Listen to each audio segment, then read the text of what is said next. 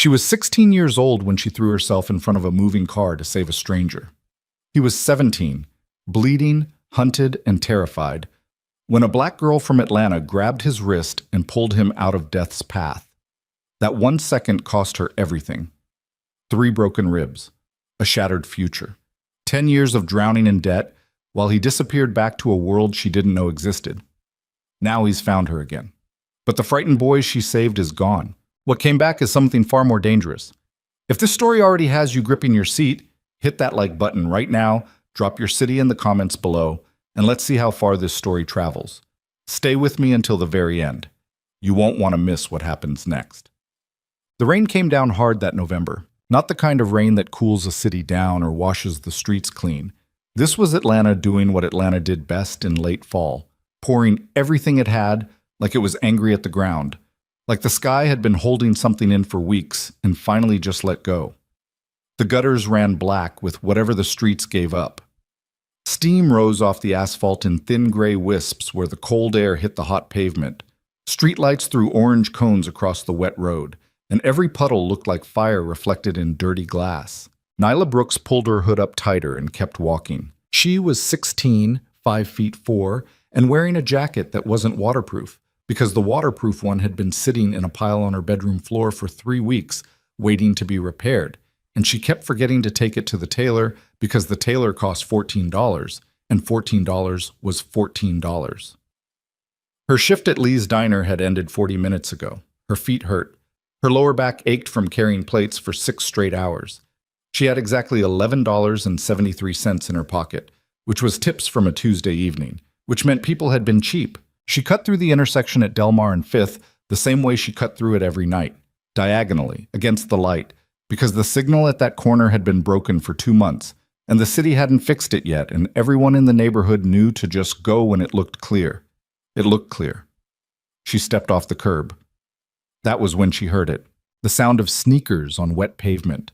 Not running, but sprinting, the desperate kind, the kind where someone's lungs are already gone and they're running on fear instead of air. She turned her head left and saw him about 40 feet away. A boy, Korean, maybe her age, wearing a school jacket soaked through and plastered to his chest. He was running straight toward the intersection without slowing down. His face was turned back over his shoulder, which meant he wasn't watching where he was going, which meant he didn't see the black SUV rolling through the cross street at speed. Nyla saw it. The SUV had its headlights off. Later, she would think about that detail more than anything else. Headlights off on a rain-soaked street in the dark. Whoever was driving that vehicle wasn't trying to get somewhere. They were trying not to be seen. She didn't think. That was the truth of it. People said afterward, her mother said it, her teachers said it, the nurses said it. They said she was brave, she was heroic, she made a choice. But that wasn't how it happened. There was no choice. There was just her body moving before her brain had finished processing the geometry of the situation, before the calculation had time to run. Boy plus speed plus SUV minus headlights equals dead. Her body already knew the answer. She lunged.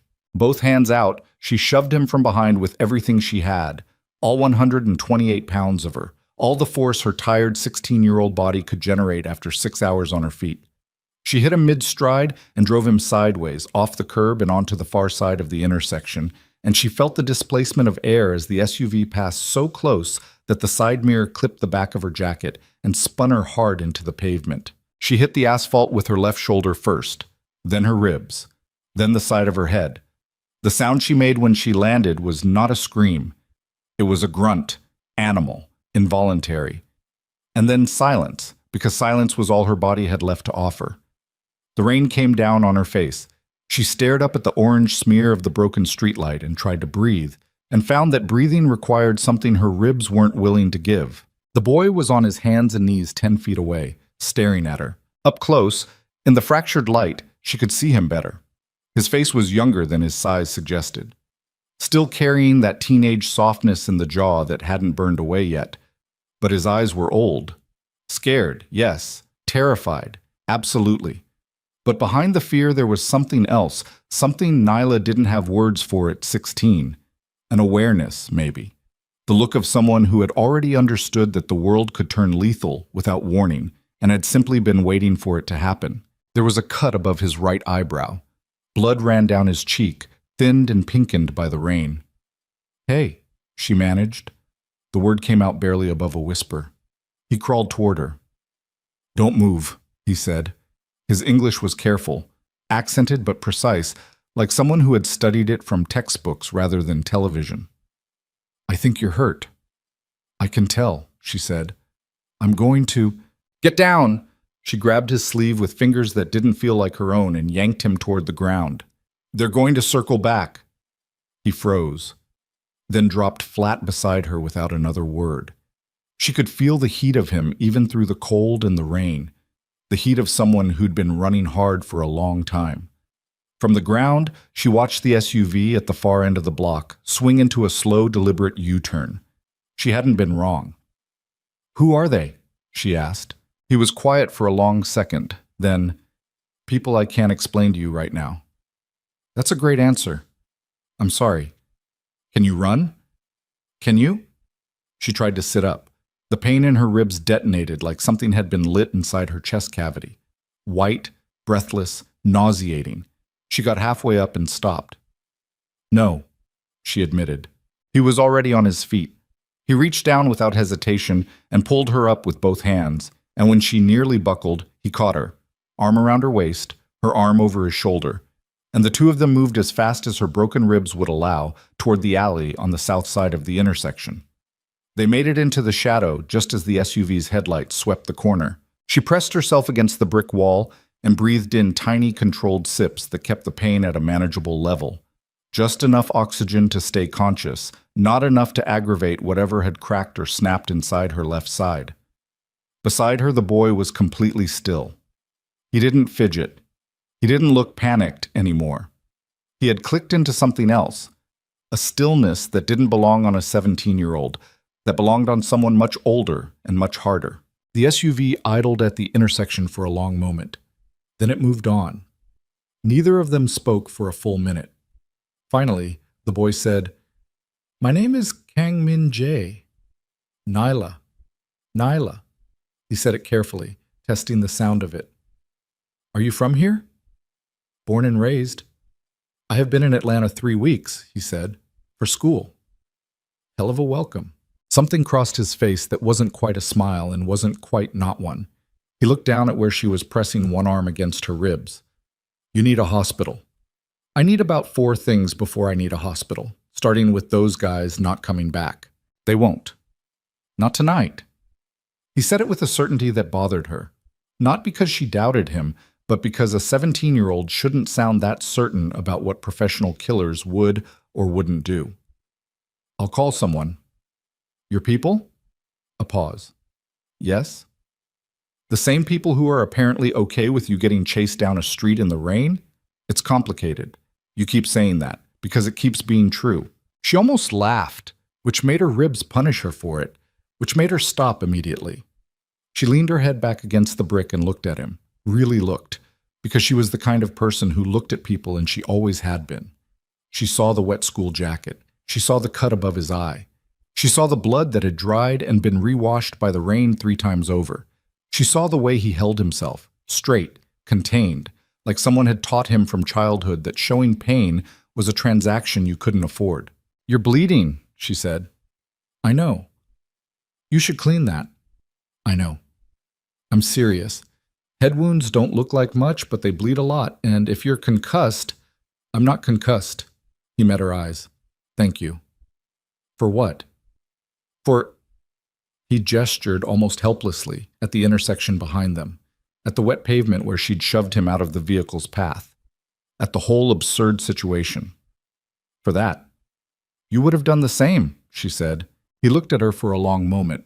Something moved behind his eyes that she didn't know how to read. "I don't know if that's true," he said quietly. She didn't know what to do with that kind of honesty from a stranger, so she didn't try. She just said, "Call your people. I'll wait." He did. She waited. The ambulance arrived 8 minutes later. Min Jae's people arrived 4 minutes after that. Black cars, men in dark clothing who materialized out of nowhere and surrounded him like he was something valuable. She watched from her stretcher as they pulled him aside, spoke urgently in Korean, and she saw his face change. The boy who'd crouched beside her on the wet asphalt started disappearing. Something harder was sliding into place beneath the surface, the way ice forms over water that's been still too long. Before they took him, he walked back to where she was being loaded into the ambulance. He stood at the door and looked at her with those strange old eyes. "I'm going to make sure your hospital bills are covered," he said. "You don't have to do that." "I want to." "Minjae." She tried to find his name in her mouth, and it came out naturally, like it had always been there. "You don't know me. You just saved my life." He said it plainly, without drama. "I know that." One of the men behind him said something in Korean. Low, urgent, impatient. Minjae held up one hand without turning around, and the man immediately fell silent. Nyla filed that away somewhere in the part of her brain that cataloged things worth remembering. "I'll find you," he said, "when everything settles. I'll find you, and I'll make sure you're okay." She wanted to tell him that she didn't need him to make sure of anything. She was Nyla Brooks, and she handled her own things, and she'd been doing it since she was old enough to understand that her mother couldn't always do it for her.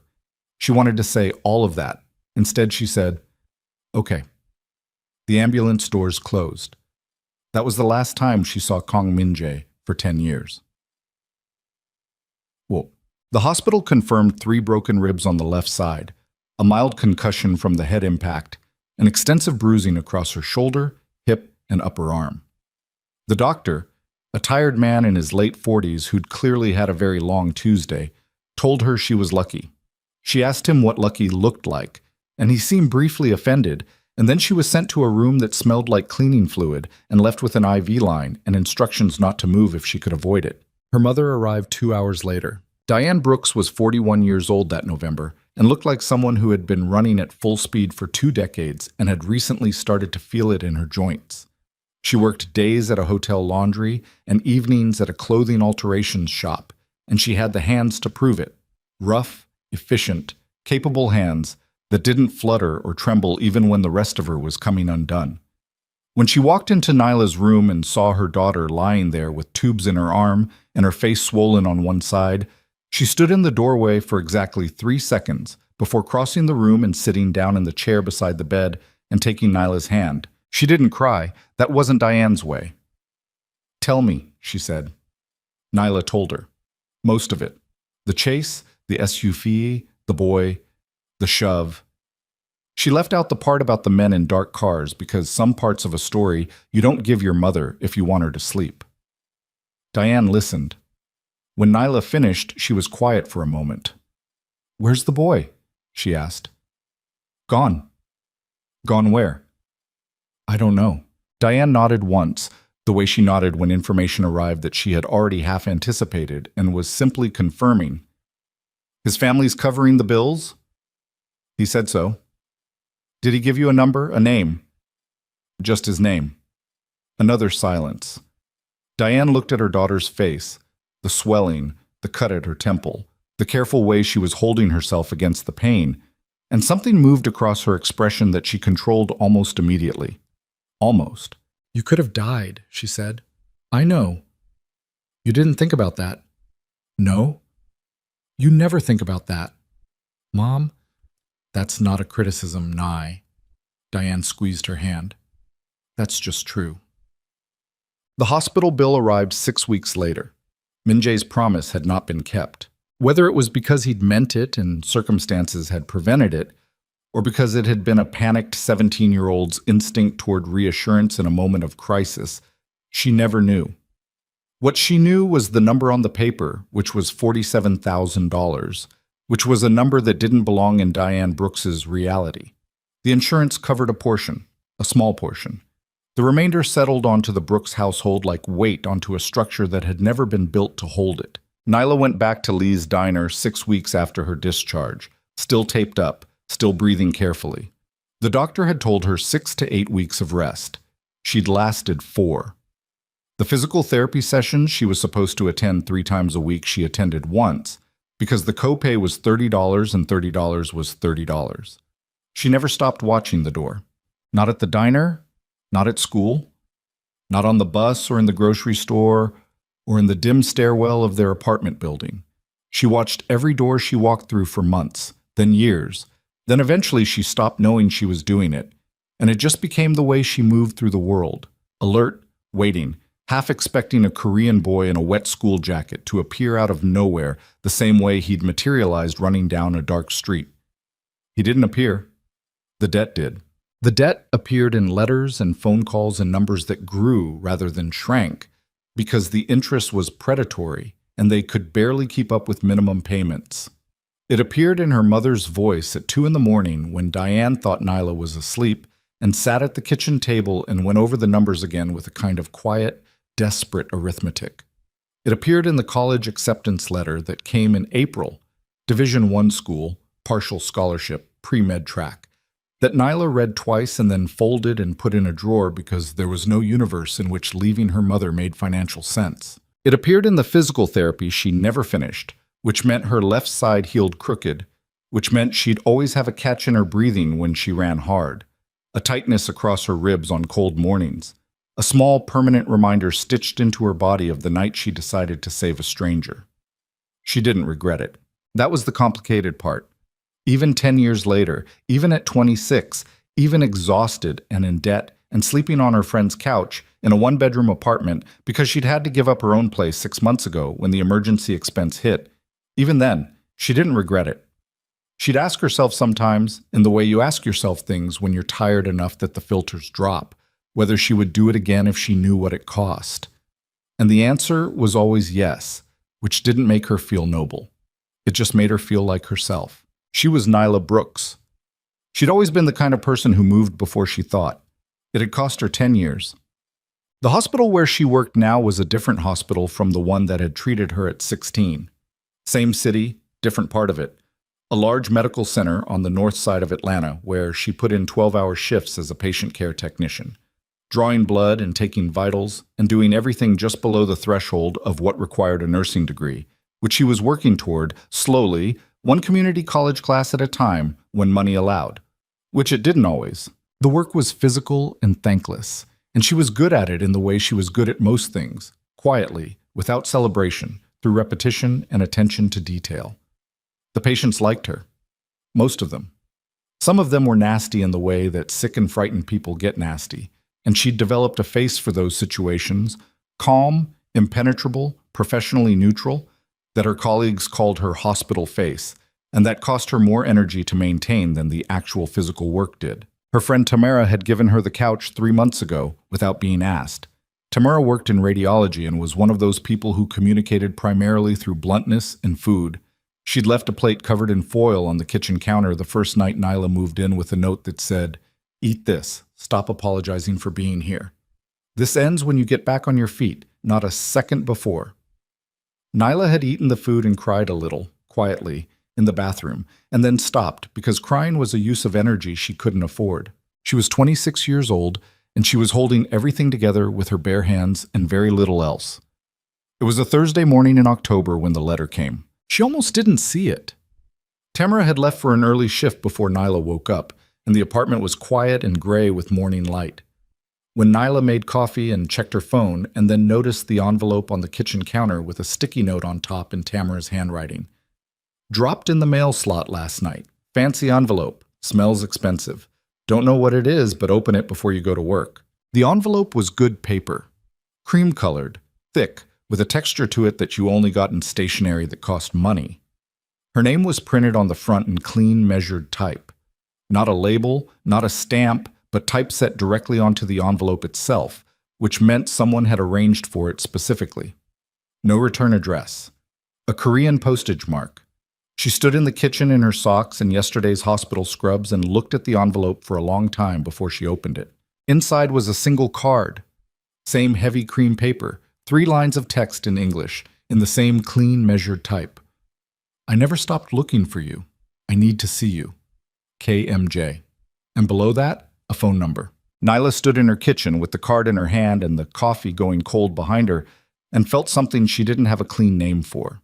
It wasn't quite shock, because some part of her had never entirely stopped expecting this. It wasn't quite hope, because hope was something she'd learned to keep on a very short leash after the first few years. It was something rawer than both of those, something closer to the feeling of a scar being pressed, that specific combination of remembered pain and present sensation. She put the card down on the counter. She picked it up again. She put it in her pocket, drank the cold coffee standing over the sink, and went to work. She didn't call for 4 days. She didn't tell Tamara. She carried the card around in her pocket and thought about it at 2 in the morning when the hospital was quiet and she was charting at the nurse's station, and she thought about it on the bus home, and she thought about it on the couch at night when she was staring at the ceiling waiting for sleep that was taking its time arriving. She wasn't afraid of what she'd find on the other end of the call. That was the thing. She should have been afraid, probably. A card with no return address, from Korea, from a man who'd vanished 10 years ago with a promise he hadn't kept, who'd been chased down a street by people in a car with its headlights off. The smart move was obvious, but Nyla had never made decisions based on what was smart. She'd always made them based on what was true. And the truth was that she'd thought about Kang Min-jae more than she'd thought about almost anyone else in the last 10 years. Not romantically, not bitterly, but in the way you think about an event that changed the direction of your life. Not obsessively, just frequently. Like a bruise you press because the sensation tells you something important. She called on a Sunday afternoon. The line rang twice. Nyla. No question in it. He'd been expecting the call. His voice was deeper than she remembered. Steadier. The careful, textbook-precise English was still there, but it had aged. Less academic now, more settled, with a quality that came from spending 10 years giving instructions that people didn't argue with. You found me, she said. I told you I would. That was 10 years ago. I know. A pause. Not hesitation. He didn't seem like someone who hesitated anymore. Just a pause, deliberate, like he was choosing what to say with the same care he'd put into choosing the stationery. I had complications. I noticed. I want to explain them to you in person. Why in person? Because some things need to be said face to face, he said, and because I owe you more than a phone call. She looked out the window of Tamara's apartment at the October sky, gray and low, with the specific flat quality Atlanta sky got in the fall. You owe me an explanation, she said, and an apology, in that order. I know. Those are separate from the money. I know that too. I'm not... She stopped, tried again. Min-jae, I'm not calling about the money. I want to make that clear up front. I know you're not. He said it simply, without condescension. That's actually part of why I wanted to find you. She almost asked what he meant by that. She didn't. She felt like she needed to stay on solid ground a little longer before she started pulling threads. Where are you? She asked. Atlanta, he said. I arrived yesterday. She hadn't expected that. You came here? I came for you, he said. If that's acceptable. It was the most presumptuous thing anyone had ever said to her, delivered in the most matter-of-fact tone she'd ever heard. She sat with it for a moment, turning it over. There's a coffee shop, she said finally. Marietta and Howell Mill, Tuesday morning, 10 o'clock. I'll be there. If you don't show up, I'm not calling again. I'll be there, he said again. Just that. Like it wasn't even a consideration. She hung up and sat very still in the quiet apartment for a long time. She went to the coffee shop on Tuesday, and he was already there when she arrived, which she'd half expected and half feared. He was sitting at a corner table with a clear sight line to both the door and the street window, the kind of seat a person chose when they'd been trained to think about exits, and he was alone. Though she noticed the car parked outside with 2 men in it that wasn't exactly subtle if you were paying attention, and she was always paying attention. He stood when she walked in. That was the first thing that registered. That he stood, automatically, without thinking about it. The way people do when standing for someone is something they were raised to do, and it's wired in too deep to be strategic. The second thing that registered was that he was not the boy she remembered. He was tall. She'd forgotten that, or maybe he hadn't been this tall at 17, still in the last of his growing then, maybe. He was somewhere around 6'1", lean in the way that came from discipline rather than luck, dressed in a dark jacket over a collarless shirt that probably cost more than 2 of her monthly paychecks and wore it the way expensive things look best, like he hadn't thought about it. His face had sharpened in the decades since she'd last seen it. The teenage softness was completely gone. What was left was clean and severe, built for a world where people read faces the way soldiers read terrain. He was, she cataloged this with the same clinical efficiency she used for everything, devastatingly handsome in the way that made her immediately suspicious of herself, because she'd learned early that noticing that kind of thing too quickly was usually a sign you needed to pay more attention to everything else. His eyes were the same. That was the thing she hadn't anticipated. The eyes were exactly the same, old, aware, carrying that quality of someone who understood that the world was dangerous and had simply learned to live inside that fact. Except 10 years ago, they'd been scared. Now they weren't. "You look like you haven't slept," he said, by way of greeting. "Good morning to you too," she said, and sat down across from him. His mouth curved. Not a smile, not quite, but something that acknowledged the edge in what she'd said without flinching from it. He sat back down. A server appeared immediately, which told her something about how long he'd been there and what kind of presence he had in a room. She ordered coffee. He already had tea. They looked at each other for a moment without speaking. She'd prepared for this. She'd spent 4 days preparing for it, and she'd told herself she would be measured, controlled, would let him make the opening moves and see where his ground was before she committed to anything. "Your ribs," he said. "What about them?" "The way you held yourself when you sat down, left side." She didn't answer for a moment. He was right. She still unconsciously protected that side, still sat at a slight tilt when she was tired or off guard. She hadn't noticed she was doing it. "They healed," she said. "Not completely." "Enough." He held her gaze. "Tell me about the last 10 years. "Why don't you tell me about yours first?" she said. "Since yours is apparently the one that required an explanation." A beat. Then he nodded once. "Fair." He talked for 20 minutes. He kept it sparse. Min-jae spoke the way he moved. She was beginning to understand efficiently, with nothing wasted. But even sparse, it was a lot. His father's syndicate, the hierarchy, the brutal education in who he was supposed to become, the years spent fighting for position, earning loyalty the only way the Kang family understood, which was through demonstrated willingness to do what needed to be done regardless of the cost. He didn't use the word mafia. He didn't need to. "The hospital bills," she said when he paused. "My father intercepted everything I tried to do for you," he said. "I didn't know that until much later.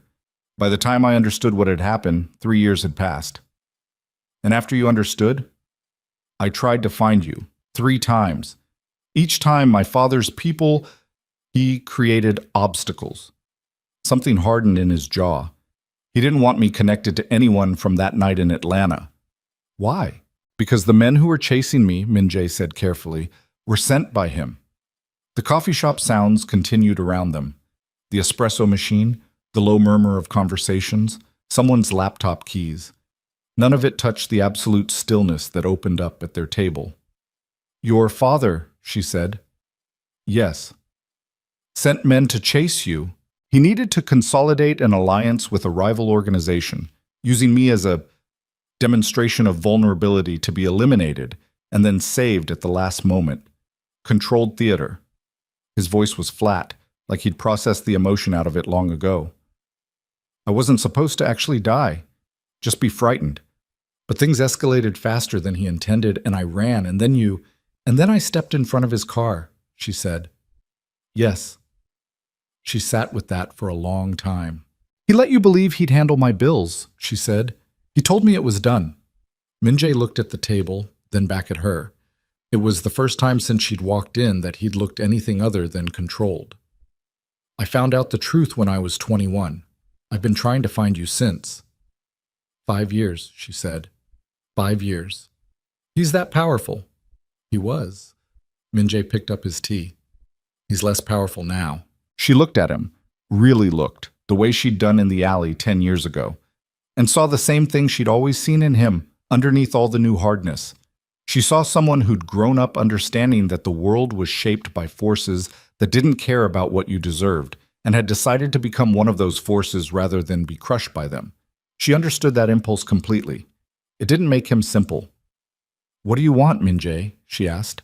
"To start with," he said, "I want to repay what you're owed." "The medical bills?" are the beginning, he said, not the end. She set her coffee down. I told you on the phone. I know what you told me. He leaned forward slightly, and for the first time she felt the weight of him. Not his size, not his apparent wealth or the men parked outside or any of the things that were supposed to be intimidating, just him, the concentrated attention of someone who was used to every room bending toward them. I'm not doing this because I think you came here asking for money. I'm doing it because the trajectory of your life was altered by something I was involved in, and I have spent 10 years unable to correct that, and now I can. I'm not your charity project. No, he agreed. You're the woman who saved my life. Those are different things. She looked at him for a long moment. I have a shift in 2 hours, she said finally. I know I won't keep you. How do you know?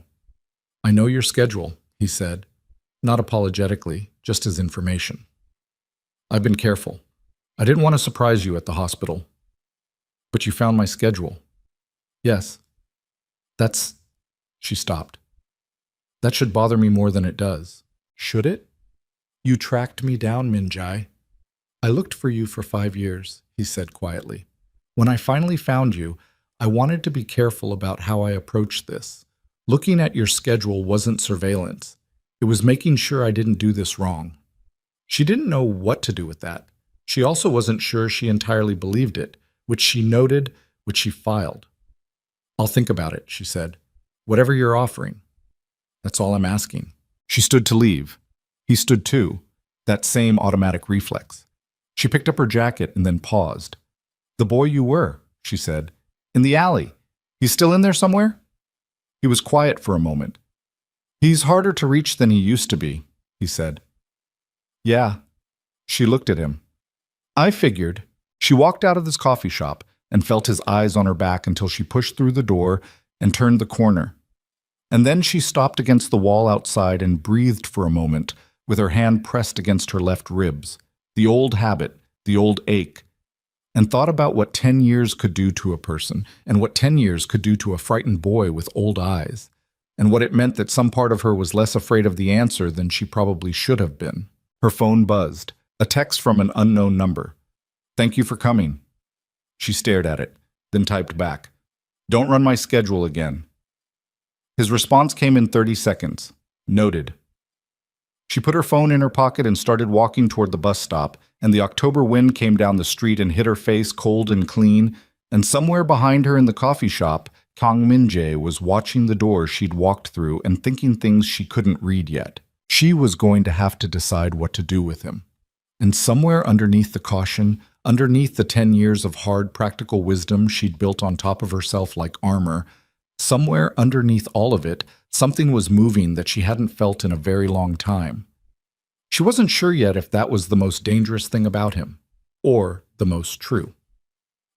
What she didn't know, what she couldn't have known as she walked toward the bus in the October cold, was that she'd been followed since she left the apartment that morning. Not by Min-jae's men, by someone else's. Someone who had been watching Kang Min-jae since he landed in Atlanta. Someone who had now seen exactly what the most feared mafia boss in Seoul's criminal underworld cared about, and someone who understood with absolute clarity what that meant. The man who had followed Nyla that morning was named Park Hyun-soo, and he was very good at his job.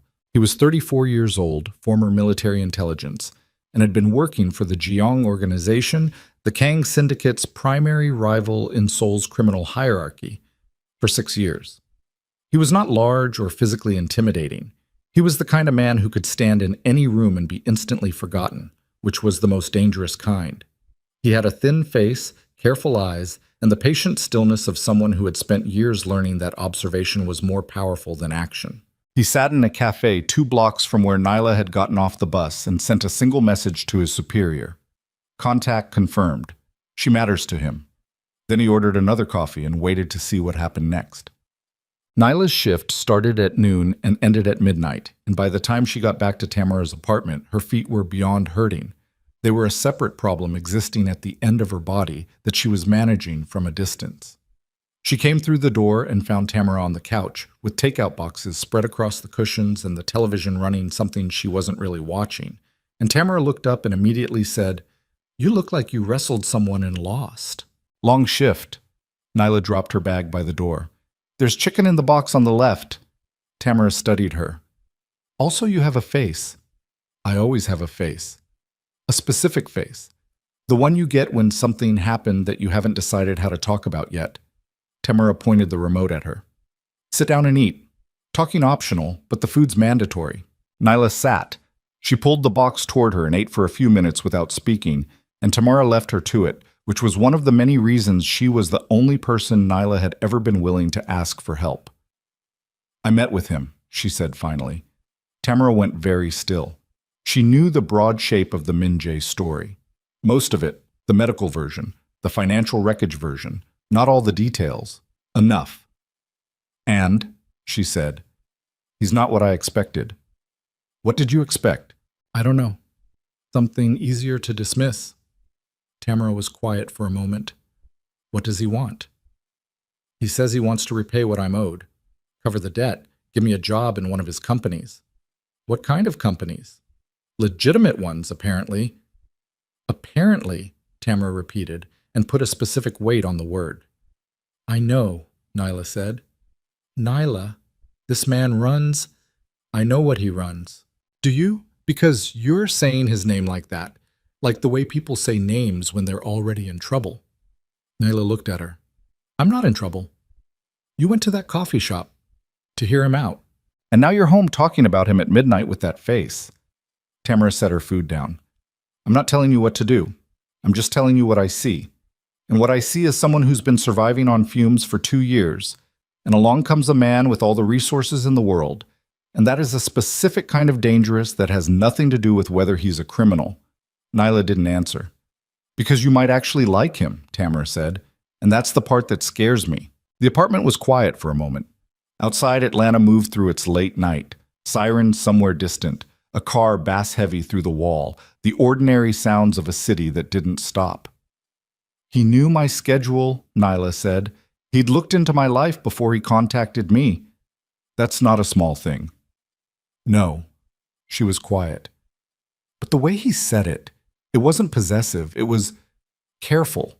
Like he'd been thinking about how not to alarm me, and that was his version of consideration. That is such a specific kind of red flag, Tamara said. I know. A man who researches you as a gesture of affection. I know. That's a man who thinks surveillance is a love language.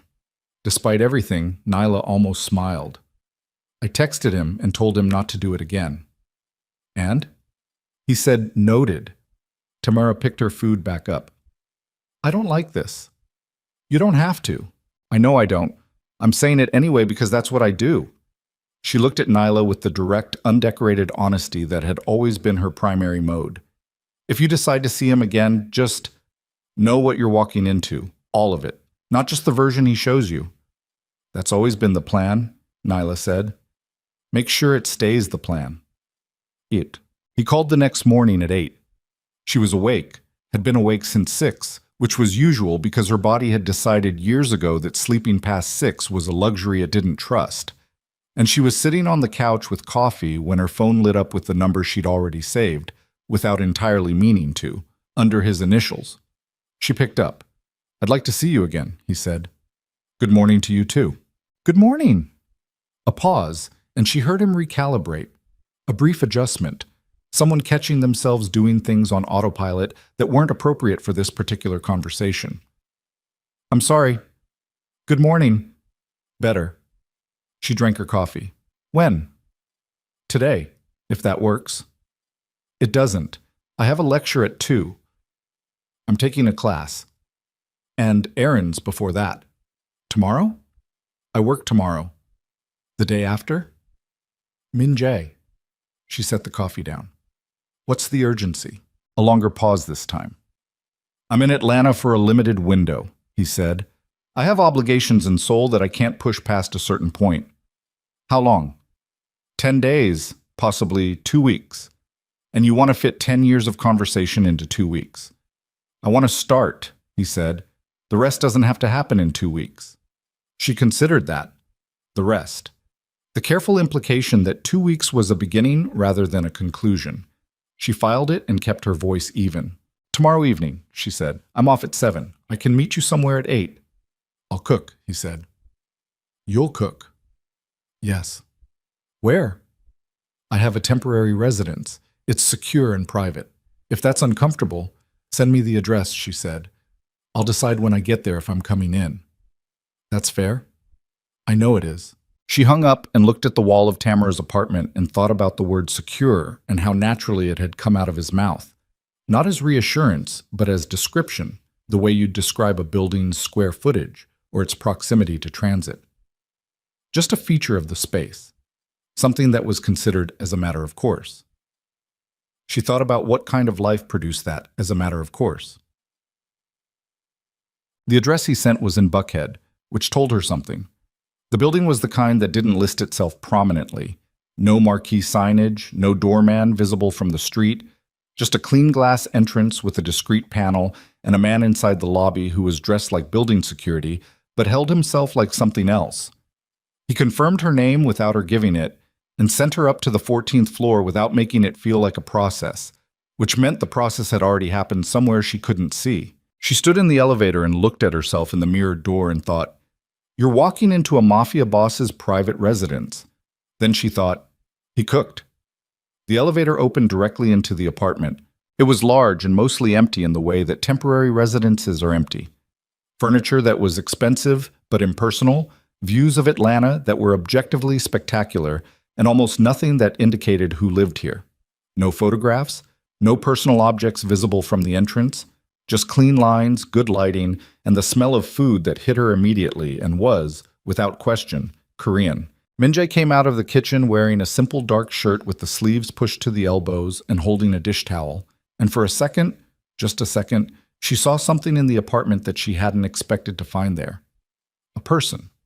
Not the mafia boss, not the dangerous man from the coffee shop with the car parked outside. Just a person in a kitchen who'd been cooking, who had flour on one forearm and was looking at her with something that wasn't performance and wasn't strategy. "You came in," he said. "Jury's still out on whether that was smart." He almost smiled. "Come in." She came in.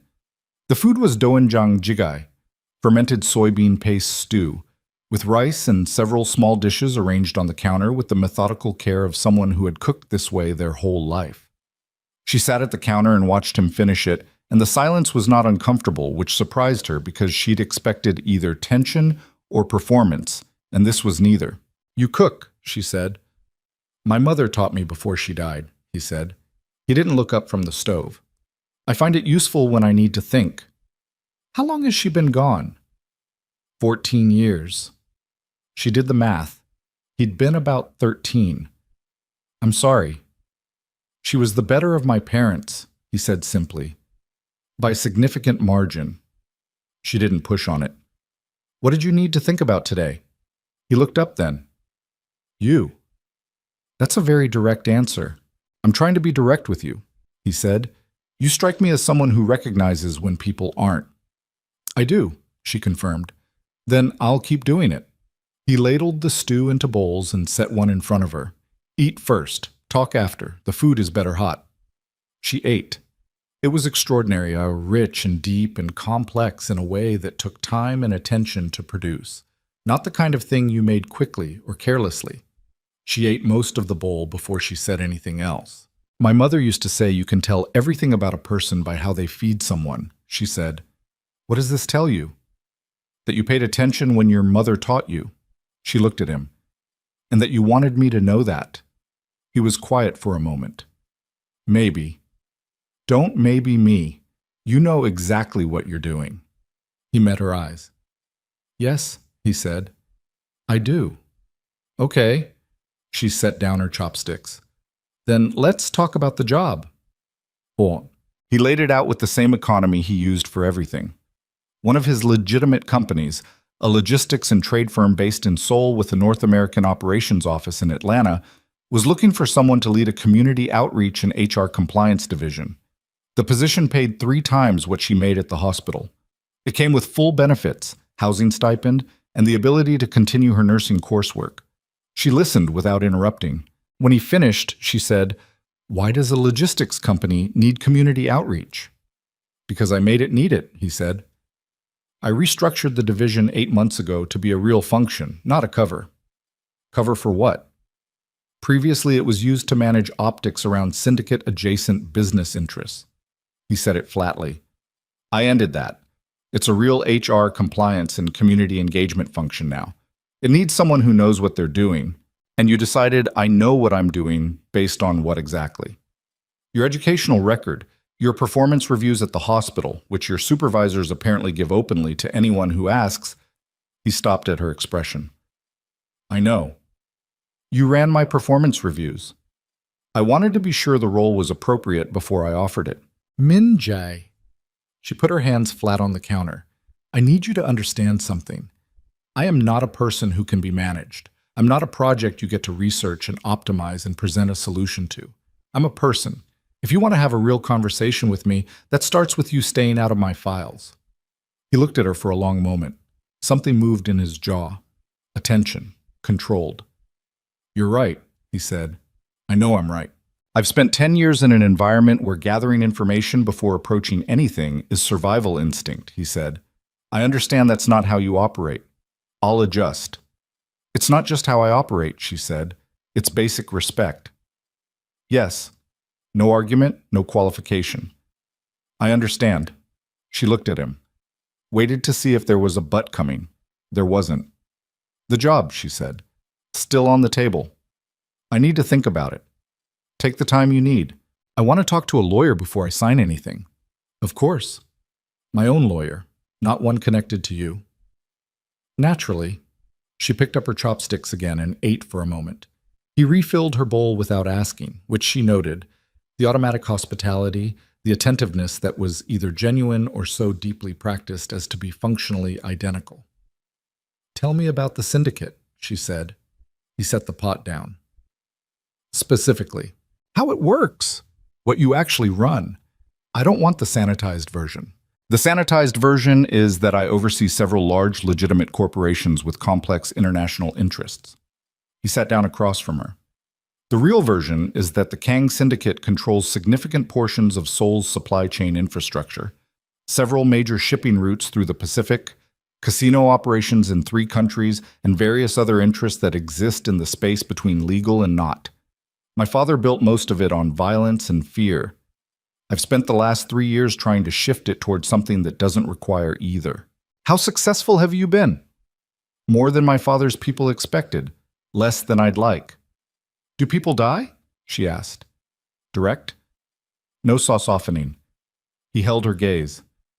Yes, he said. Sometimes. Less than before. More than I'm comfortable with. And you're comfortable telling me that. You asked for the real version. She breathed out slowly. Most people in your position would lie. Most people in my position haven't been waiting 10 years for the chance to have this conversation. He held her eyes. I'm not going to lie to you, Nyla, about what I am, about what my world is.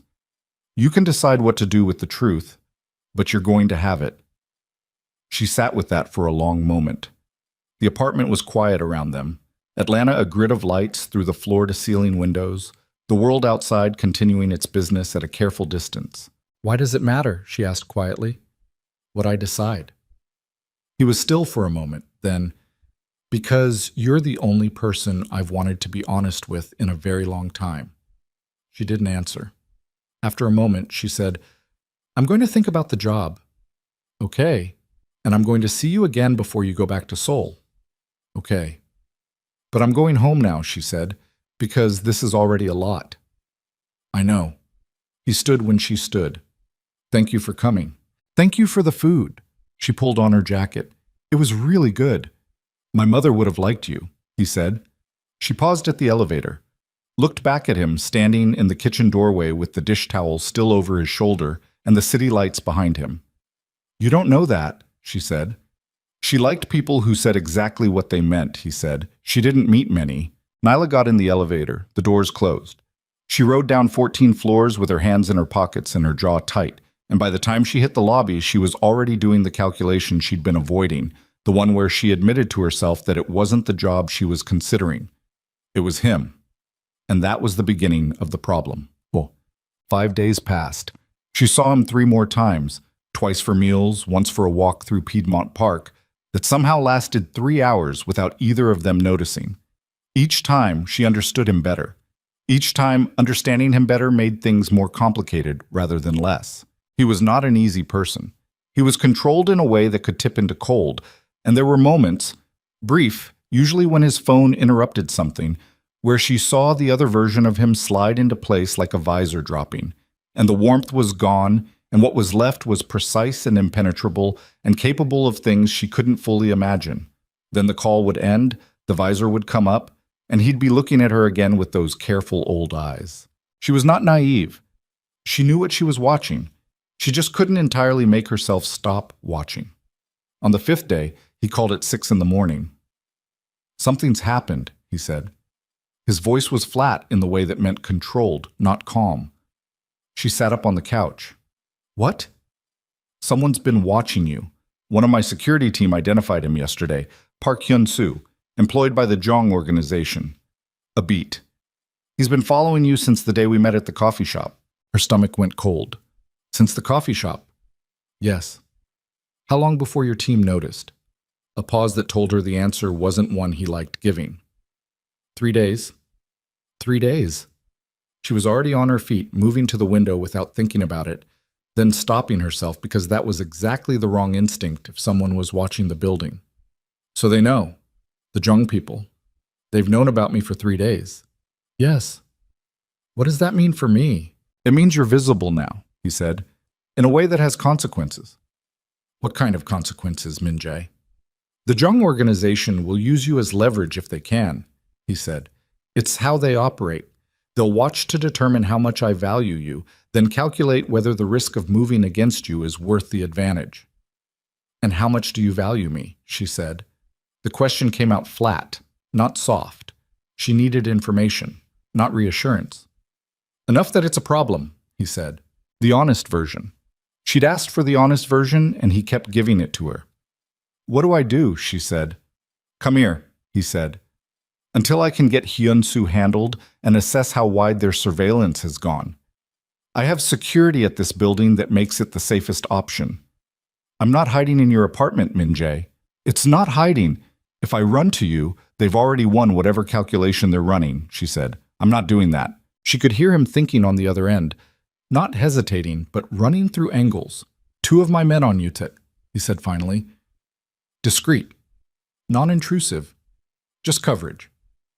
"Is that them watching me or you watching me?"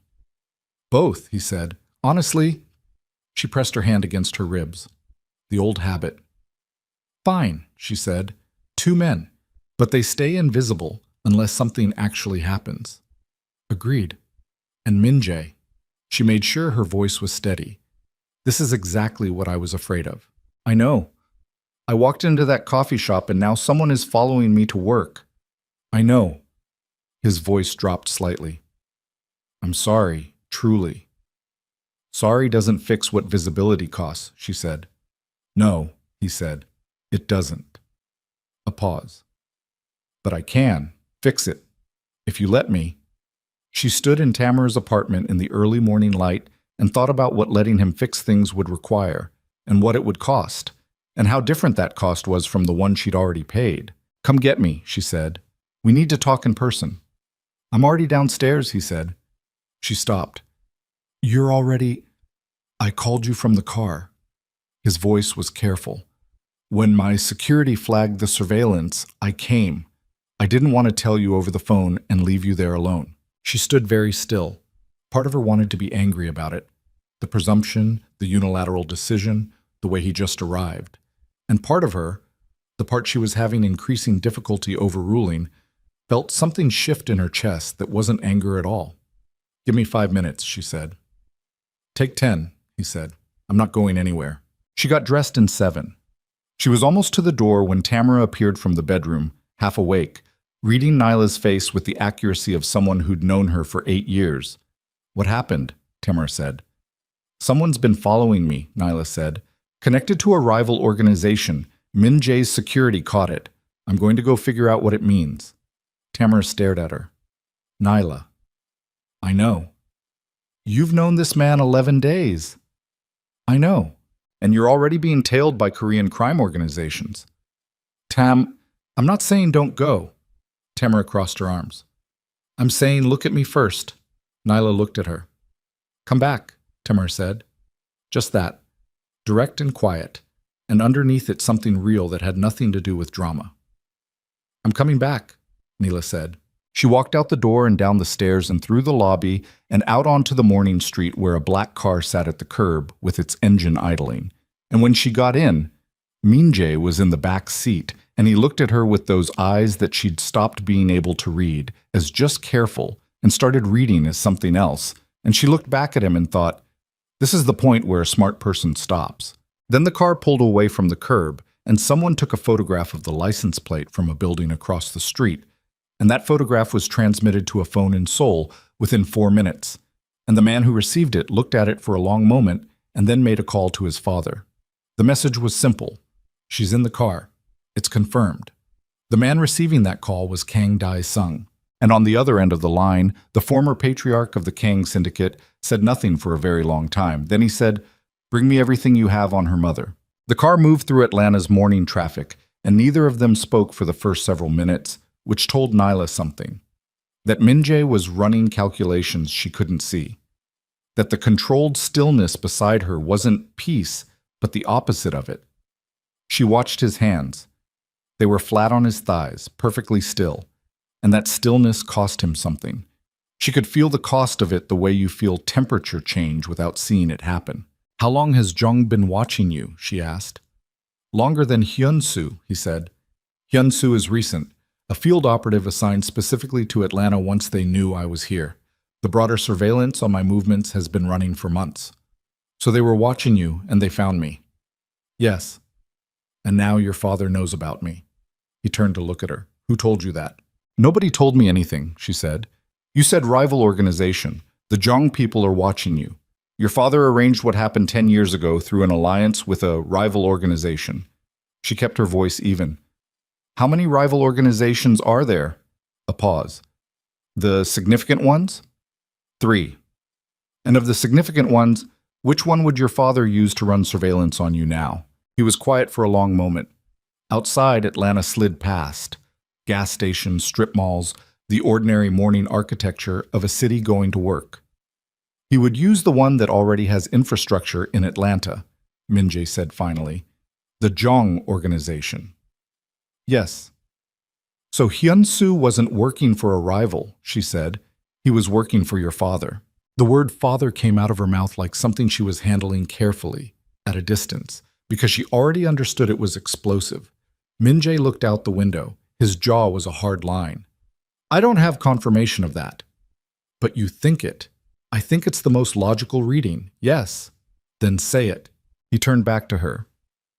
My father likely knows about you, he said.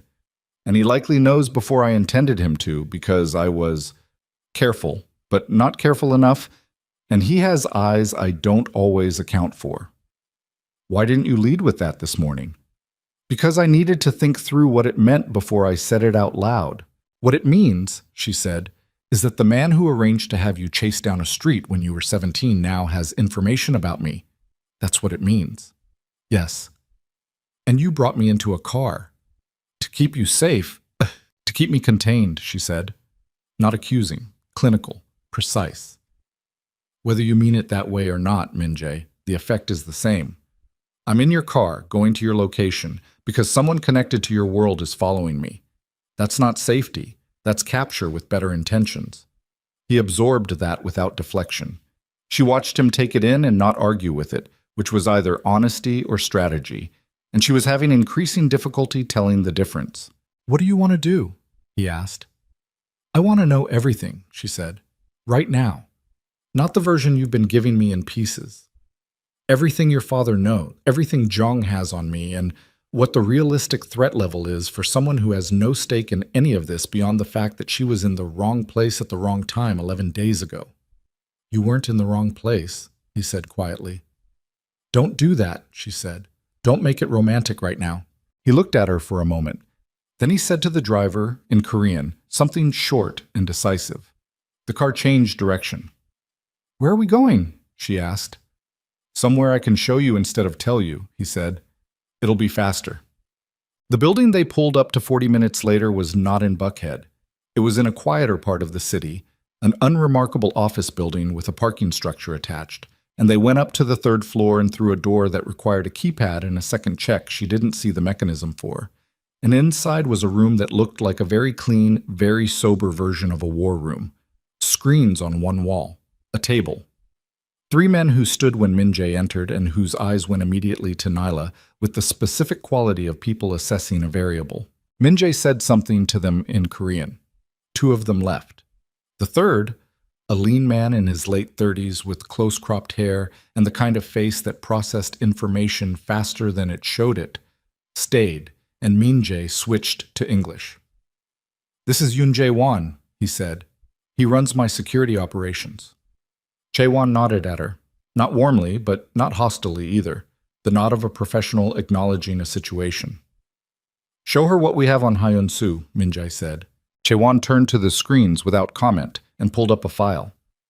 Neela stood in front of it and read, Park Hyun-soo, Jong Organization Field Operative, Atlanta Deployment, confirmed 11 days ago.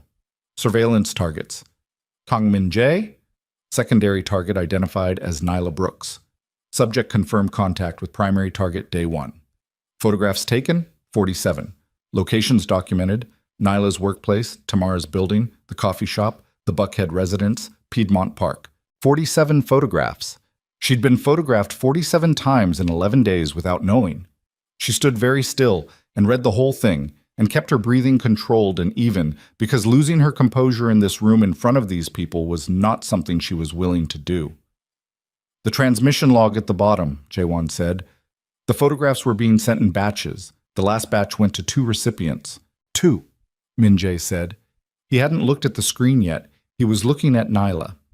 "The Jong Organization's Seoul office," Jae-won said, "and a private number registered to a shell company in Busan." He pulled up a second screen. The shell company's registration.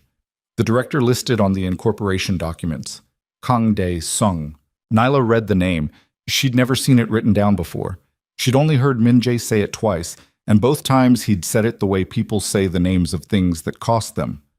"So it's confirmed," she said. "Yes," Jae-won said. "Your father is working with the Jong Organization against you," she said to Min-jae. "Against me, and now against you," he said. "Yes." She turned away from the screen. She needed to move. Standing still was making the information stack up too fast.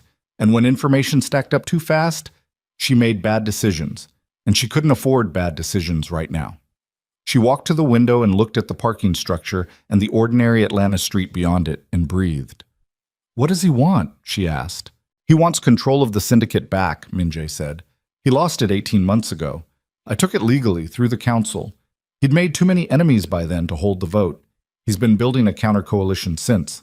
And You're a pressure point," Jae-won said. When she looked at him, he continued in the same flat professional tone.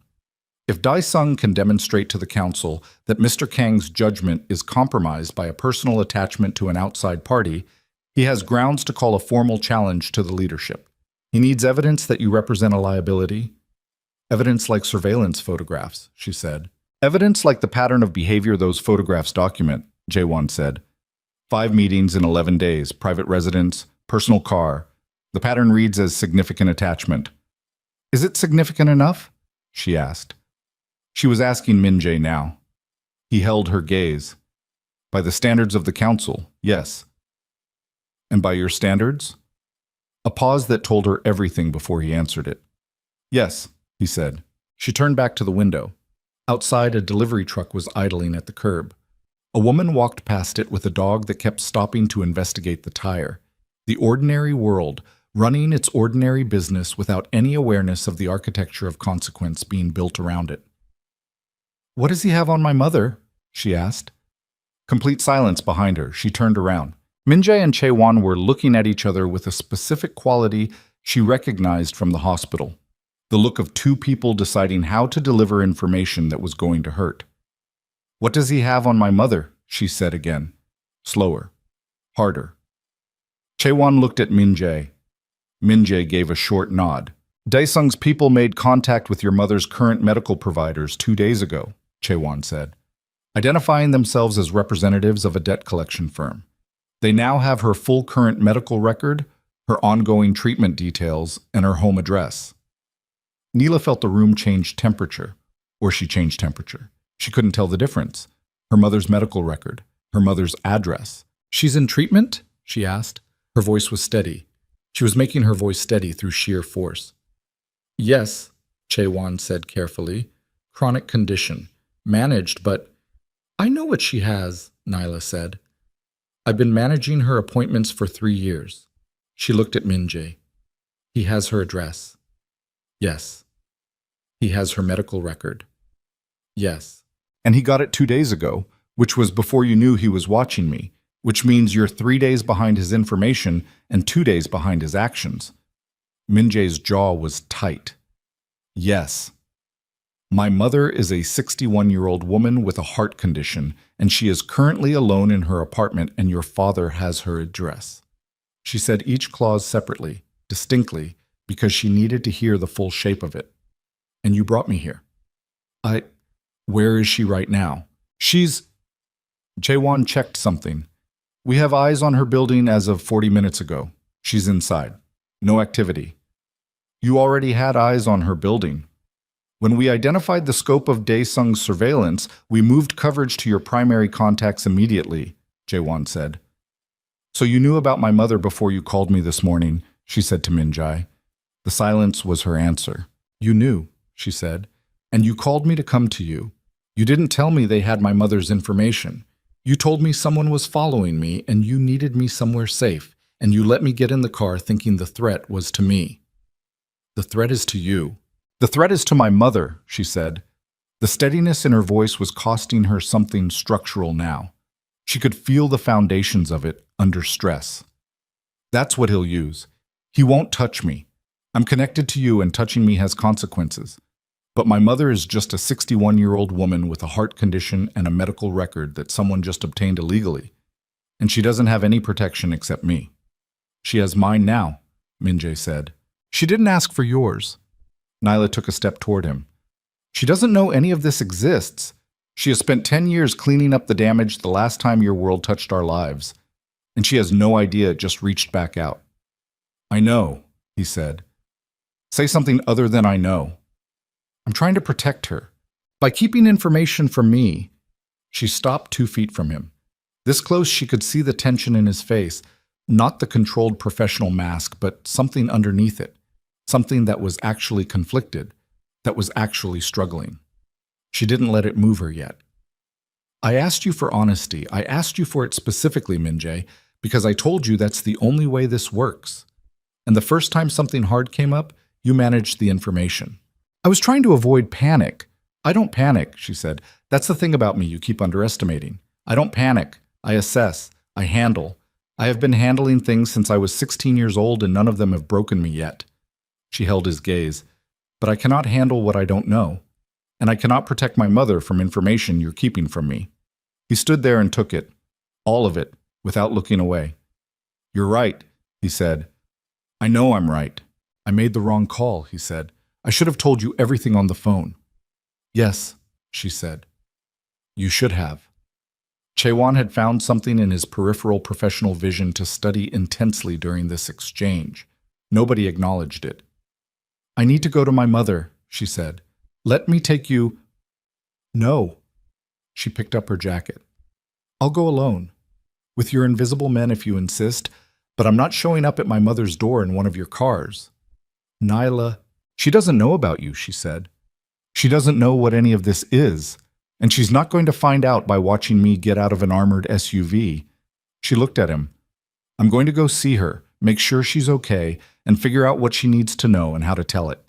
And then I'm going to come back and we're going to figure out what happens next. And if Dae-sung moves before you get back, then your men handle it," she said. "That's what they're there for." He looked at her for a long moment. Then he said something to Chae-Wan in Korean. Chae-Wan nodded. "2 men on you," Min-jae said. "Chae-Wan will give you a phone, direct line to his team. If anything feels wrong, I'll use it," she said. She took the phone from Chae-Wan. "I'm coming back," she said to Min-jae. Not a reassurance, a statement of fact. "But when I do, There's no more managed information. Everything. All of it.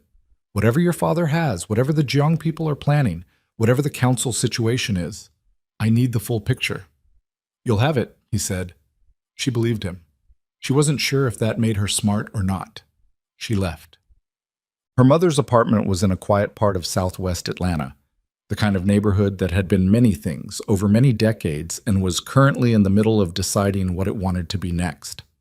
The building was 3 stories, well-maintained in the practical way of places where people actually lived rather than invested, and Diane Brooks lived on the 2nd floor in an apartment that smelled like the specific combination of good cooking and mentholated cream that had meant safety to Nyla since childhood. Diane answered the door in her housecoat and looked at her daughter's face and said, "Come in, sit down, tell me what happened." "Good morning to you too," Nyla said. "Nyla Renee Brooks." She went in. She sat down. She looked at her mother, at the careful way Diane moved now, the slight breathlessness on exertion, the pill organizer on the kitchen counter sorted by day and time, and thought about a shell company in Busan and a man she'd never met who now had all of this information in a file somewhere. "There's something I need to tell you," she said. "I know," Diane said. She sat down across from her daughter with the particular stillness of a woman who had spent decades preparing herself to receive difficult information. "You have that face." "I have a lot of faces, apparently." "You have 3, Diane said. "There's the one where you're tired, the one where you're handling something alone, and the one where you're about to tell me something you've been putting off." She folded her hands in her lap. "That's the 3rd one," Nyla told her. Not all of it. There was no version of all of it that she could give her mother in one sitting, and some parts of the story were still moving too fast to hand to someone who needed to stay calm. But the shape of it, Minjae, the letter, the coffee shop, the surveillance, the man in Seoul who now had her address. Diane listened the way she always listened, completely, without interruption, with her hands still and her face giving nothing away until she had all the information she needed to have a feeling about it. When Nyla finished, Diane was quiet for a full 30 seconds. "The same boy," she said. "Yes." "The one from the hospital?" "Yes." Diane looked at the window, then back at her daughter. "You should have told me he contacted you." "I know. I wanted to. Before you went to meet him, Nee. Not after his father has my address." Nyla didn't argue with that. She couldn't. "I know. What does he want from you?" "He says he wants to repay what happened, the debt, and—" She paused. "He wants to see me." "See you how?" "I don't know yet. It's complicated." Diane's expression moved through several things without settling. "Is he dangerous?" "Yes," Nyla said, immediately, without softening. "His world is dangerous. He's not trying to hurt me, Mom. I genuinely believe that. But the world around him doesn't care what he's trying. And his father is the problem." Diane stood and went to the kitchen and filled a glass of water and drank half of it standing at the sink. She was running her own calculation. Nyla knew the rhythm of it, had watched it her whole life. The way her mother processed crisis. Water, stillness, the specific silence of a woman who had always had to think clearly under pressure because there was nobody else to do it. "What do you need from me?" Diane asked finally. "I need you to let me move you temporarily," Nyla said. "Somewhere that isn't this address. Just until—" "No. Mom, I am 61 years old and this is my home, and I will not be moved out of it because some man in Korea is trying to frighten my daughter." Diane turned around. Her voice was calm, but the kind of calm that had infrastructure behind it. "I have lived in this city my whole life. I have raised you in this city. I have worked and paid and struggled in this city, and I will not be run out of my apartment by a man who doesn't know my name." "He has your medical record," Nyla said. "He knows exactly what you have and what happens if you're under sustained stress." Diane's expression flickered. Something went across it. Fear, quickly processed, quickly integrated, not eliminated, but disciplined. "Then I won't be under sustained stress," she said. "Mom, this isn't—" "Bring him to me," Diane said. Nyla stopped. "What?" "Bring the boy to me," Diane said. "If he's what you say he is, if he's serious about protecting us, then he should be able to say so to my face." She looked at her daughter steadily. And you should see what he does when I'm the one in the room. Nyla sat with that, turned it over. Her mother's tests had always been simple and brutal, and they had always told the truth. Okay, she said slowly. Good. Diane sat back down. Now make me coffee and tell me what you actually think about him. Not the situation. Him. Nyla got up and went to the kitchen. That's a complicated question. Simple questions don't tell you anything. She made the coffee. She thought about how to answer. He's honest, she said, in a way that's uncomfortable because it doesn't come with softness. He just tells you true things directly and lets you deal with them. Good or bad? Both. He managed information from me this morning to avoid alarming me. That's a bad instinct, but when I called him on it, he didn't argue. He just said I was right and adjusted. She poured 2 cups. He's not used to being questioned, but he doesn't resent it from me. Why not from you? I don't know, she said. She brought the cups to the table and sat back down. He said something about being honest with me being important, in a way it hasn't been with other people. Diane wrapped both hands around her cup. How do you feel about him? I don't trust myself on that yet. That's honest. I'm working on it. Diane sipped her coffee. The money, she said. The debt. He wants to cover it. And the job. He offered one. Are you going to take it? I don't know. Nyla looked at the table. Taking money from him feels like losing ground. Yes. Taking money from someone who owes it to you isn't losing ground, Diane said. What happened to you was because of his world. He knows that. You know that. That's not charity. She paused. The job is different. The job puts me inside his structure, Nyla said. Yes. Diane met her eyes. So you have to decide if you want to be inside his structure. That's what I've been trying to figure out. They sat together in the morning light of the apartment and drank their coffee, and outside a car drove past without slowing, and neither of them looked at the window, which was its own kind of discipline. She had been at her mother's apartment for 40 minutes when Chaewon's phone rang. She stepped into the hallway to answer it.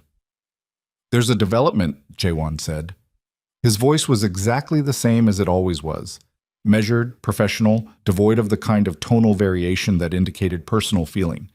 And that was how she knew it was bad before he said another word. People only maintained that kind of control when they were delivering news that could break something. Tell me, she said. 40 minutes ago, a Korean entertainment news outlet received a package, Chaewon said. It contained 47 photographs, all surveillance images. You and Min Jae, the coffee shop, Piedmont Park, the Buckhead residence, the car this morning. She pressed her back against the hallway wall. They published them. The package also included a prepared narrative, Chaewon said, framing you as an operative placed close to Min Jae by an unnamed organization seeking to compromise the Kang Syndicate's leadership. The narrative claims you approached him, that the reunion was manufactured, that the medical debt history is fabrication designed to create an emotional leverage point. They made me the threat, she said. Yes. They turned the story around. They have documentation that looks legitimate, Chaewon said. Fabricated but sophisticated. It will take time to disprove. How much coverage? The original outlet is mid-tier, but the images are striking and the story is a pause. It's the kind of story that travels. Korean social media has already picked it up. The framing is that Min Jae is being manipulated by a foreign woman connected to a rival operation. They used race, she said flatly. The framing leans on it without stating it directly, Jaewon said, which is more effective than stating it. She closed her eyes for exactly 2 seconds, opened them. Where's Min Jae? Watching the coverage, Jaewon said. He asked me to tell you. I'm coming back now, she said. Tell him not to respond to anything before I get there. He'll want to. Tell him, she said. She went back to the kitchen doorway. Her mother was looking at her with those calm, diagnostic eyes. I have to go, Neela said. I know. I'm going to have someone. I don't need a babysitter, Nai. It's not a babysitter, it's just. She stopped, breathed. I'll explain later. Tonight. Everything. Diane stood and crossed to her and put both hands on her daughter's face the way she'd done when Nyla was small and something had frightened her and held her there for a moment. Just a moment. You've been running toward things other people run away from since you were born, she said. I raised you to do that. Don't you stop now. Nyla covered her mother's hands with her own, held them for a second. Then she left. The car ride back was different from the morning one. In the morning, she'd been assessing. Now she was operating. She read the coverage on Chaewon's phone while the city moved past. The photographs were exactly what she'd been told. Her face and Min-jae's face across a dozen moments she'd thought were private. And the narrative underneath them was precise and vicious, and designed by someone who understood how to make a true thing look like its opposite. She had been flipped. A woman who'd saved a frightened boy had been rewritten as a calculated operative who'd manufactured a relationship to destabilize a criminal empire. The audacity of it would have been almost impressive if it weren't aimed at her. She put the phone face down on her knee and looked out the window and thought about Kang Dae-sung, a man she'd never met, who had never met her, who had looked at 47 photographs of his son looking at her like she was the first solid ground he'd stood on in years, and had decided that the most efficient tool in his arsenal was her reputation. He wasn't wrong about the efficiency. He was wrong about what it would produce. Min-jae was in the operations room when she arrived, standing at the screen wall with Chaewon and two other men, and when she walked in, he turned immediately, and his expression, normally so controlled, so precisely maintained, was something she hadn't seen from him before. It was cold in the specific way of someone who was managing the outer edge of something much hotter. I'm going to respond, he started. Not yet, she said.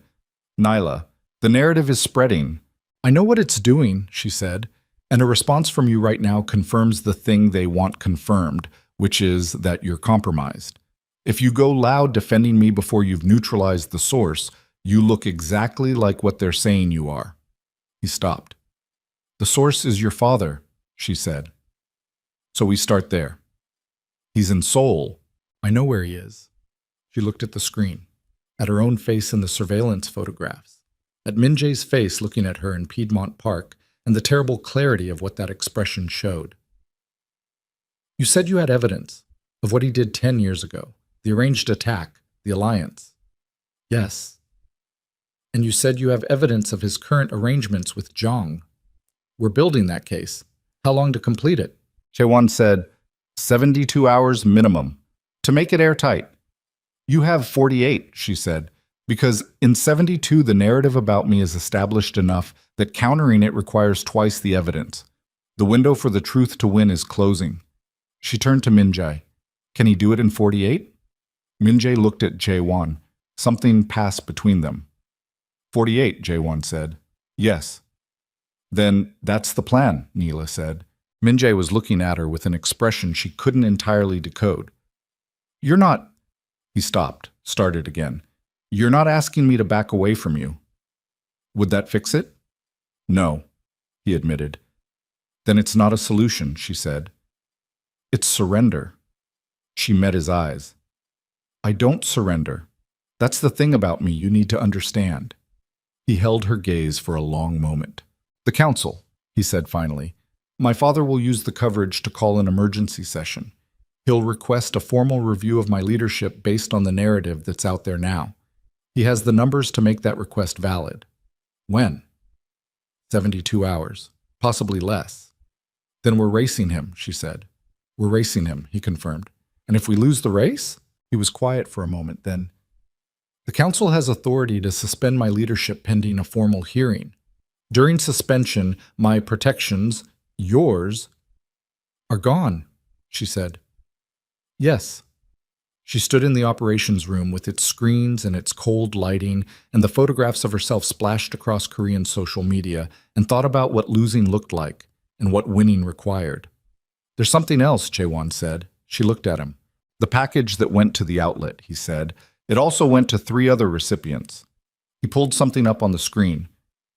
The Kang Syndicate's council coordinator, 2 major Korean business journalists. He paused. An Atlanta Child Protective Services, with a fabricated report claiming that Diane Brooks is being financially exploited by her daughter. The room went completely silent. Nyla stood very still. A fabricated CPS report, she said. Filed 40 minutes ago, Chaewon said. Under a false name, but with documentation that will trigger an investigation, she said. Even if it's false, even if it gets dismissed in 2 weeks, the investigation opens. They contact my mother. Yes, Jaewon said. She turned to the window. She pressed one hand flat against the glass and looked out at the city. The cold of the glass transferred into her palm, and she held it there and breathed. Slowly, in through the nose, out through the mouth. Because her mother was 61 years old, with a heart condition and a fabricated CPS report just filed against her daughter. And Kang Dae-sung had never once met either of them, and had still found the most precise pressure point available and pushed it with his thumb. She heard Min-jae say her name behind her. She didn't turn around. He went for my mother, she said. Yes. He doesn't know me, she said. He looked at the files and the photographs and he figured out that she was the lever. Her voice was even. It was the evenest it had been all day, which meant it was costing the most. He's smart. Yes, Min-jae said. He built this in layers. The surveillance, the narrative, the council play, the CPS report. This isn't reactive. He planned this before you landed in Atlanta. She turned around. How long has he been planning it? Min-jae's face was an expression she hadn't seen before on him. Something beneath all the control, something that was old and specific and deeply personal. Since I started looking for you, he said quietly. He's known I was looking for years. He just waited until I found you. She stood in the center of the room and looked at him. The man who had come to Atlanta to repay a debt and had brought his father's entire architecture of destruction with him, who had looked for her for 5 years, and in finding her had handed his enemies. The sentence she never finished hung in the operations room like smoke. Min-jae had handed his enemies the one thing they needed, and they both knew it, and neither of them said it out loud, because saying it out loud wouldn't change the architecture of what had already been built around them. The CPS report was filed. The photographs were spreading. The council session was 48 hours away, maybe less. Kang Dae-sung had spent years laying this ground, and they had walked onto it 11 days ago with their eyes open and still not seen it until they were standing in the middle of it. Nayla turned away from the window. What do we do first, she said. Min-jae looked at Jae-won. The CPS report. I can have it flagged as fraudulent within 6 hours, Jae-won said. I have a contact in the city's legal infrastructure who can… Legally, Neela said. Whatever you do with it, it has to be legal. If there's anything irregular about how it gets dismissed, he uses that. Jae-won looked at her, then at Min-jae. She's right, Min-jae said. 6 hours becomes 12, Jae-won said. Do it clean, Nyla said. Oh, 12 hours. She looked at Min-jae. The council session, can you delay it? Not without it looking like I'm running. Can you move it forward? He paused. Move it forward. If we're racing him to the evidence, we want the session after we have it, not before. But if we can't guarantee that, the second best option is controlling when it happens. If you call the session yourself, today, this afternoon, you take the initiative away from him and you force him to show his hand before he's finished building. Min-jae was looking at her with an expression she'd started recognizing. The one where he was processing something faster than he was showing it. If I call the session, he said slowly, and the evidence isn't ready, then we present what we have and I testify, she said. The room went quiet. No, Min-jae said. I was there 10 years ago. I was the one on that street. I know what I saw. The car without headlights, the men chasing you, the way your own people responded when they arrived. And I know what it cost. She kept her voice level.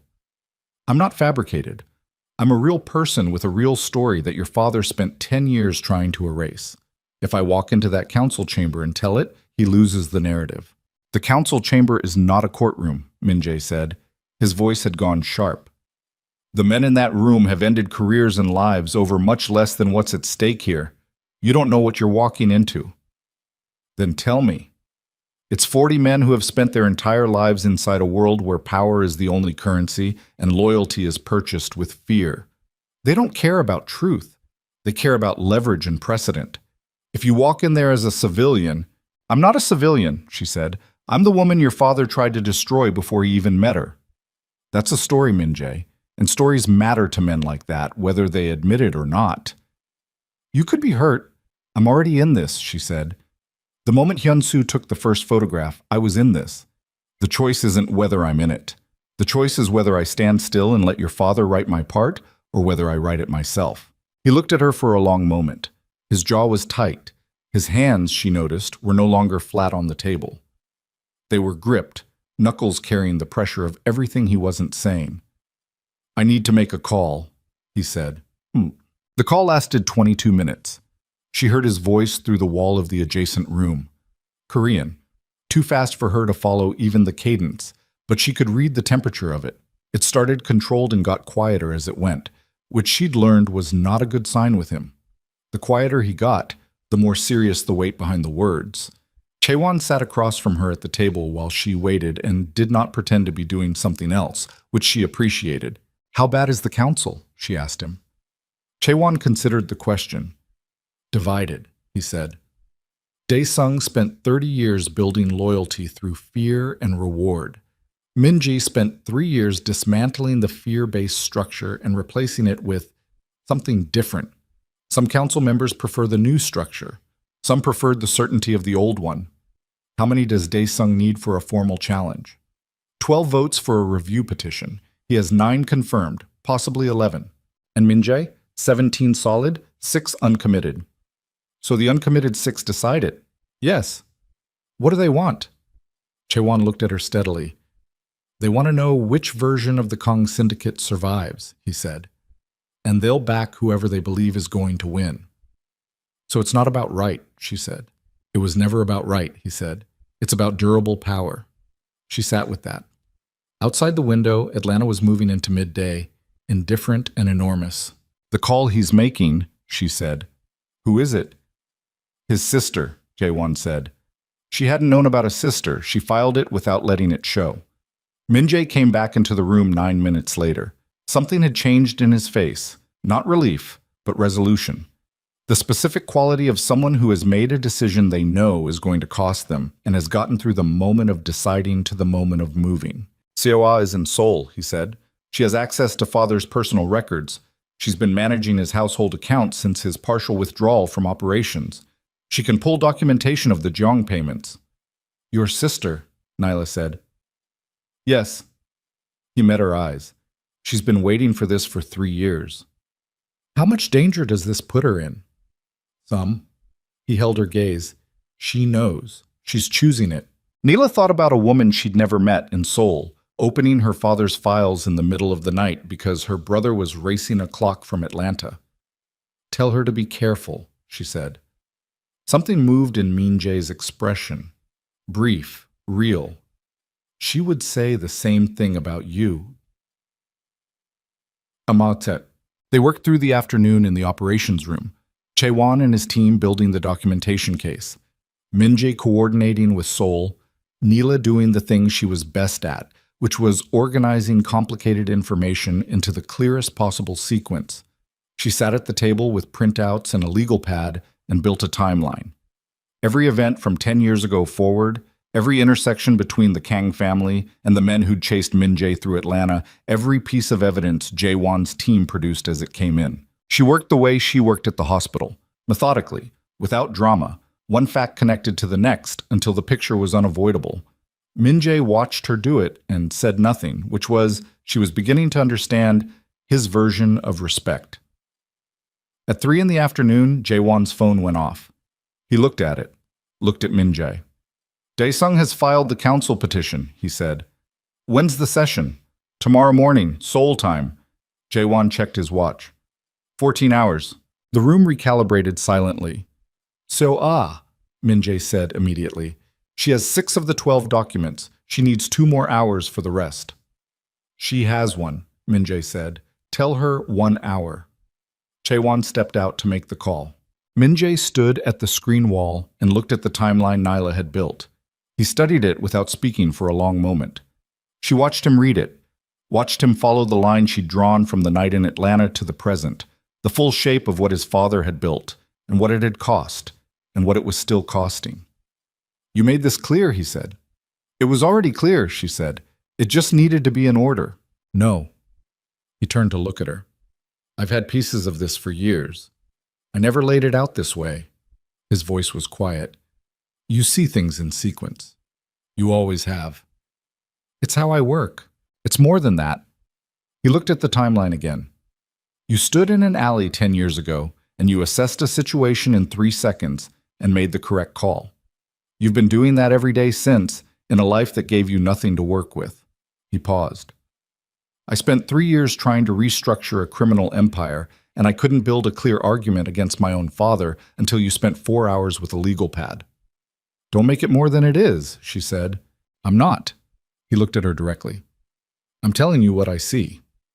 She held his gaze. 14 hours, she said. Yes. We need to talk about what happens in that room tomorrow. I know. And you need to accept that I'm going to be in it. His jaw tightened. Nyla, you can fight me on it for the next hour, she said, and waste time we don't have. Or you can tell me what I need to know to walk in there effectively. She waited. Choose. He looked at her for a long moment. Then he sat down across from her. Tell me about every man in that room, she said. He told her. They flew out of Atlanta at 9 that night. She'd called Tamara from the car to the airport and given her the compressed version and listened to the silence on the other end that meant Tamara was processing. You're flying to Seoul, Tamara said finally. Yes. Tonight. Yes. To walk into a room full of Korean Mafia bosses and tell them a story about a street in Atlanta 10 years ago. That's accurate. Nyla. I know. You know, and you're doing it anyway. Yes. Another silence, then. Your mother? Chaewon's team has someone in her building. She knows about it, she agreed. Nyla paused. She said to tell you she'd like you to check on her tomorrow. Of course I will. Tamara's voice was doing something careful. You come back, you hear me? I'm coming back. With all your parts. Shush. I mean it. I know you do. Nyla looked out the car window at the Atlanta night. The lights, the skyline, the city that had been her entire world for 26 years. I'll call you when it's done. She hung up and put the phone in her pocket and didn't look back at the city again because looking back was for after. The flight was 14 hours. She slept for 3 of them, badly, on the reclined seat of the private aircraft with a jacket over her and the hum of altitude in her ears. Min-jae didn't sleep at all.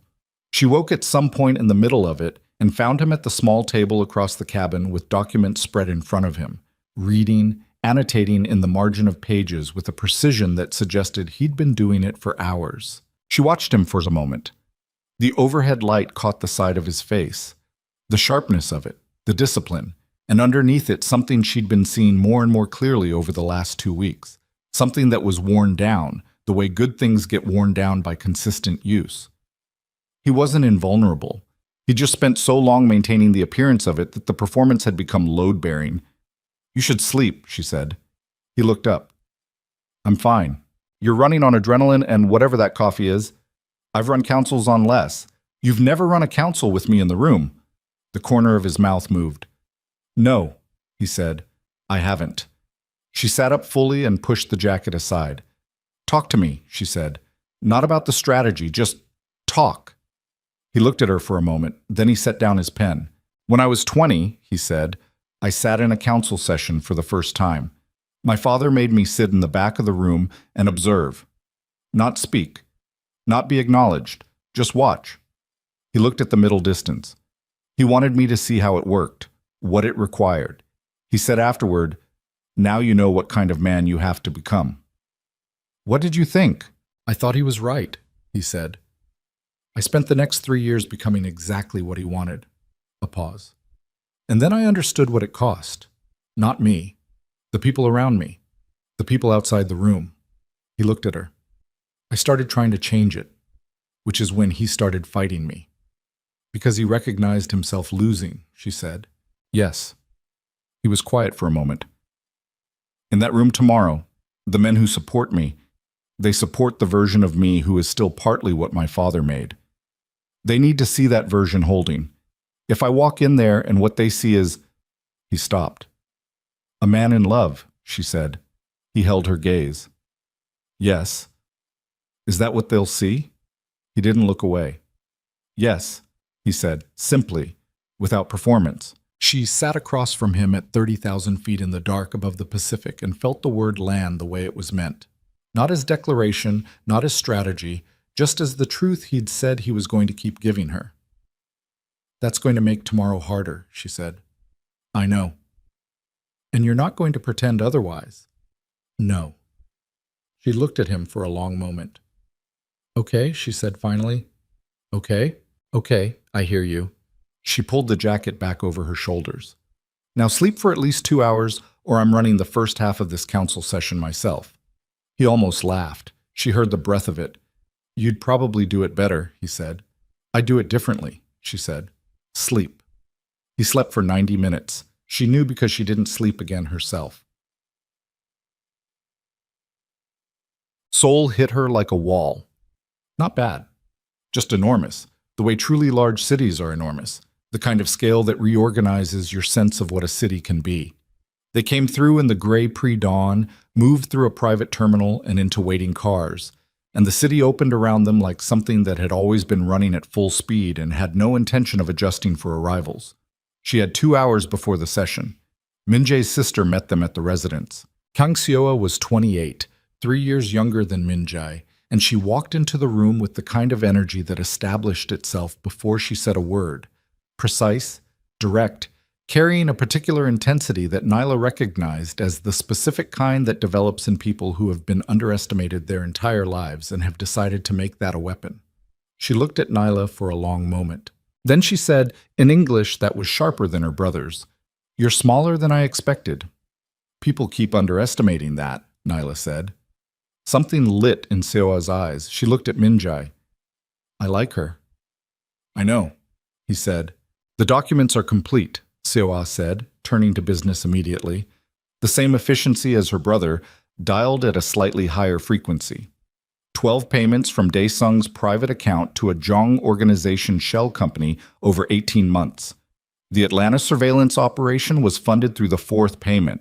I also found communication records, text-based, encrypted, but the metadata is intact and the timestamps correlate exactly with operational events. "Can it be disputed?" Min-jae asked. "He'll try," Seoa said.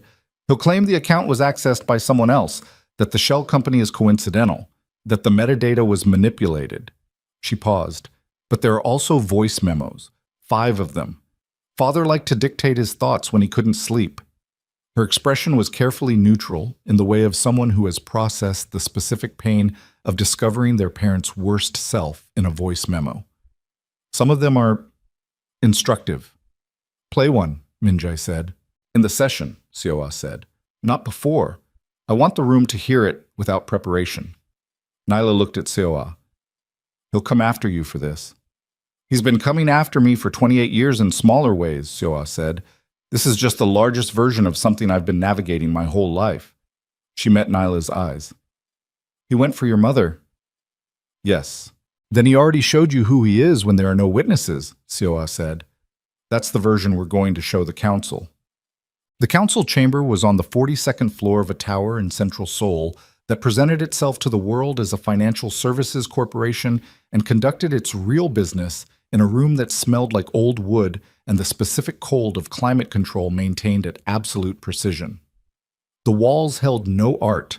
The table was enormous, dark, polished, built for 40 men to sit at and look at each other across and conduct the business of power. 38 men were there when Nyla walked in with Min-jae and Seoa. The reaction was not subtle. She felt it before she saw it. The shift in the room's air pressure, 40 years of patriarchal order recalibrating around the fact of her presence. She was black. She was American. She was a woman who was not a wife or an aide. And she walked in behind the syndicate's current leader, and every man in that room understood immediately what her presence meant. She held her head level and walked to the seat Chae-won had placed at the left of Min-jae's position, and she sat down and she looked at the room and did not look away from anyone who looked at her. Kang Dae-sung was already seated. She recognized him without being told. He was in his late 60s, heavy-set in the way of men who had once been physically powerful and had let that power migrate inward over the years, into something denser and less visible. His face was Min-jae's face in 40 years if 40 years went wrong. The same jaw, the same eyes, But where Min Jae's eyes were old, Dae Sung's eyes were something different. They were the eyes of a man who had made so many decisions about other people's lives that the weight of individual lives had long since stopped registering as weight. He looked at Nyla the way you look at a piece on a board. She looked back at him the way you look at the person who went after your mother.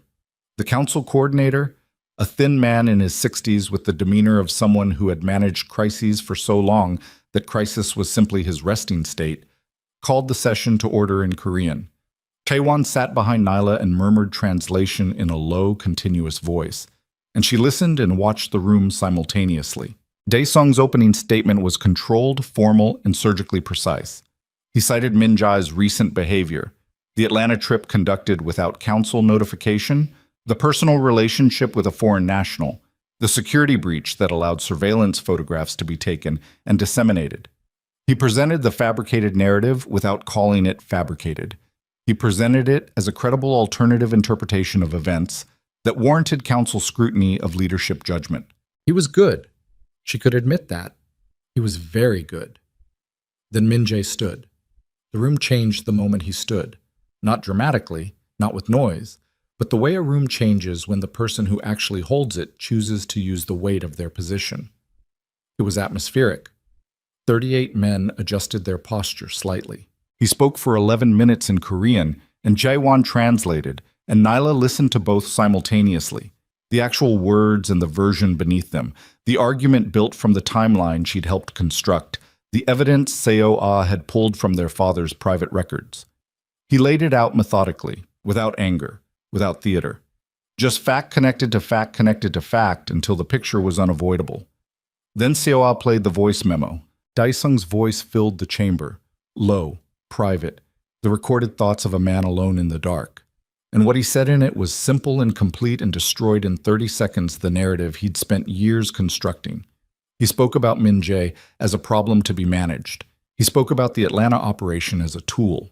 He spoke about the girl, and the way he said the girl, the flat dismissive weight of it, the complete absence of any awareness that the girl was a 16-year-old who'd broken 3 ribs saving his son's life.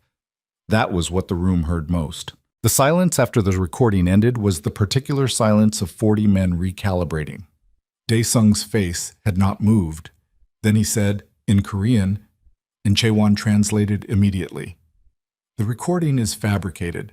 Min Jae said, the metadata, fabricated. The payment records, misattributed. The surveillance operation.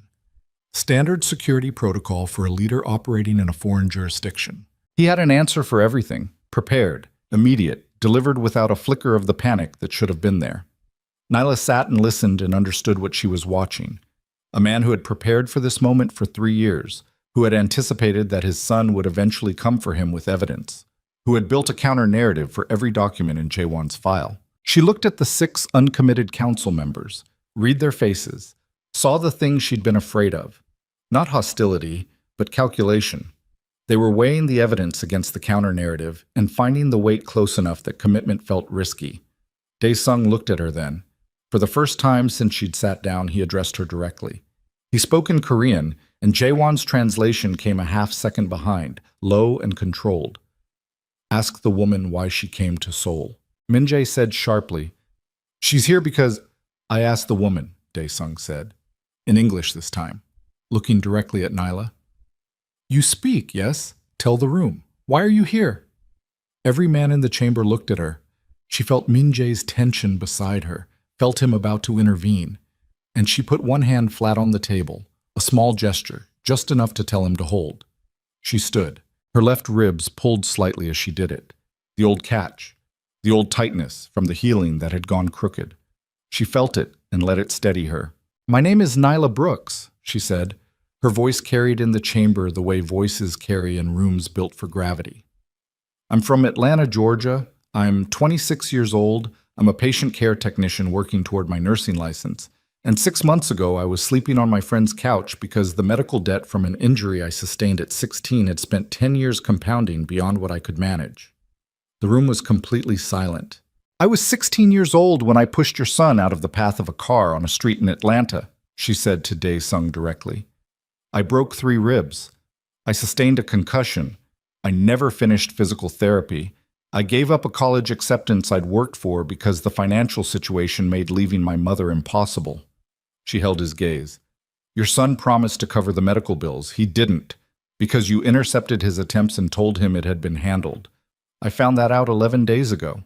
She looked around the room then. Not performing, just making sure she was talking to the room and not just the man. I'm not an operative, she said. I'm not a strategy. I'm not a liability or a leverage point or a foreign national compromise. I'm the person who made a split-second decision on a November night to push a frightened kid out of the way of a vehicle that your former patriarch arranged to use his own son as bait. She paused. I have no stake in who runs this organization. I have no interest in Mafia politics or council proceedings or any of the architecture of power in this room. I'm here because the man who arranged that night in Atlanta and then spent 3 years funding surveillance and fabricated reports to prevent his son from acknowledging what that night cost, filed a false report against my 61-year-old mother with a chronic heart condition 2 days ago to pressure me into silence. She put both hands flat on the table. So when you ask me why I'm here, she said to Dae-sung, that's the answer. I'm here because you went for my mother. The silence lasted for 3 full seconds. Then Dae-sung said quietly, in Korean, and Jae-won's translation came precise and immediate. She is exactly what I told you she was. Emotional, unprepared for this room. A distraction dressed as a cause. She's the most prepared person in this room. The voice came from the far end of the table. One of the 6 uncommitted council members, a man in his 70s who had said nothing until this moment, who had sat through the entire session with the stillness of someone who had attended enough of these to have stopped being surprised by any of them, had spoken. He looked at Dae-sung. You went after a civilian's sick mother, he said, with a fabricated government report. His voice was flat. Not outraged. Just final. The voice of a man scoring a point. That's not strategy. That's the behavior of someone who has run out of moves. Dae-sung's face did something then. Something small, controlled, quickly suppressed. But Nyla saw it. She'd spent 6 years reading the faces of people in pain who were trying to hide it, and she saw the thing that moved across his face in that half second. It wasn't anger. It was the recognition of losing. Min-jae stood. He looked at his father across the length of the table with the specific quality of someone who has been waiting for a moment long enough that the moment itself has become almost abstract, and then it arrives and it's just a moment, concrete, irreversible, requiring action rather than feeling. I'm calling for the vote, he said. Dae-sung looked at him. Something passed between them that was older than the room, older than the syndicate, older than any of the politics in play. A father and son at the final point of a reckoning that had been building since before either of them had chosen it. You'll regret this, Dae-sung said, quietly, just to Min-jae. I already regret most of it, Min-jae said. That's not a reason to stop. The council coordinator looked between them and then began the process. Formal, procedural, each man stating his position in turn. Nyla sat and listened and watched the numbers accumulate and felt the room's weight shift vote by vote. And when the 6th uncommitted member cast his ballot for Min-jae's continued leadership and the coordinator reached the final count, the chamber held its breath for exactly the length of a sentence. 24-14. Min-jae had the votes. Dae-sung pushed back his chair and stood, and the room watched him do it. The former patriarch rising from a table he would not sit at again. And his face was controlled to the last, which was its own kind of dignity, however terrible the man behind it. He walked toward the door. He stopped level with Nyla on his way past. He looked at her for a moment. You think you've won something, he said. I think you filed a report against a 61-year-old woman with a heart condition, she said. I think that's what I know about you. He held her gaze for another second. Then he walked out. The door closed behind him. The room exhaled. Min-jae looked at Nyla across the table, and what was in his face in that moment was not triumph. It was something quieter and more complicated, something that had been under pressure for a very long time and had now been given the first conditions in which it might. The sentence that hadn't finished lived in the air between them for exactly long enough. Something that had been under pressure for a very long time and had now been given the first conditions in which it might breathe. That was what she saw in his face. Not victory, Not the satisfaction of a man who had won a political battle he'd spent 3 years building toward. Something quieter and more fragile than that. The specific look of someone who had been holding the weight of a collapsing structure on his own for so long that the moment the structure finally gave way, the first thing they felt wasn't relief. It was exhaustion. And underneath the exhaustion, so careful it was almost invisible, the beginning of something else. Nyla looked at him across the council table in the thinning aftermath of 40 men adjusting to a shifted world, and she thought about a November street in Atlanta and a frightened boy with old eyes and 3 seconds of decision that had cost her a decade. She thought about 47 photographs taken without her knowledge. She thought about her mother's pill organizer sorted by day and time, and a fabricated government report, and the cold glass of a sole operations room at 6 in the morning. She thought about what it cost to be the kind of person who moved before they thought. She thought about whether she'd do it again. The answer was still yes. It was going to be yes for the rest of her life, and she'd made her peace with that somewhere over the Pacific in the dark. Shin! The council chamber emptied over the next 20 minutes with the organized efficiency of men who had other business and had processed this development into their existing frameworks and were already moving to the next calculation. Several of them stopped to speak to Min Jae. Brief exchanges, formal, the kind of acknowledgement that meant something in rooms like this without ever quite saying the thing directly. Chaewon managed the logistics of the exit with the seamless competence of someone born to manage logistics in difficult rooms. Seoa found Nyla near the window while Min Jae was occupied. She stood beside her and looked out at Seoul, the scale of it, the light, the organized density of a city that had rebuilt itself from almost nothing and decided while rebuilding to become enormous. "He hasn't looked away from you for 40 minutes, Seoa said. "He's been talking to council members for 40 minutes. "And looking at you the whole time," Seoa said. "I notice things. It's a family trait." She paused. "The useful version of it, anyway." Nyla looked at her. "You took a risk with those files." "Yes." "What happens to you now?" Seoa was quiet for a moment. "My father will retaliate in the ways available to him, which are fewer today than they were yesterday. He'll freeze what he can of my access to family resources. He'll make it known in certain circles that I acted against him." She tilted her head slightly. "He'll also, eventually, accept it. Because that's what he does. He calculates the most efficient response and executes it, and the most efficient response to losing a vote and having your daughter testify against you is not escalation. It's strategic withdrawal and repositioning. You know him well." "I grew up studying him," Seoa said. "Not with bitterness, but with the flat accuracy of someone who had converted something painful into something useful a long time ago. The same way Min Jae did, the same way you probably studied the things in your life that could hurt you." Neela looked back out the window. "Your brother," she said. "Yes? Is he going to be okay?" She paused. "Not politically. I mean, I know what you mean." Seoa was quiet for a moment. "He's been waiting for this for a long time. The confrontation with our father. The chance to have it in the open instead of in shadow." She chose her next words carefully. "The thing about Min Jae is that he is very good at surviving. He has always been very good at surviving.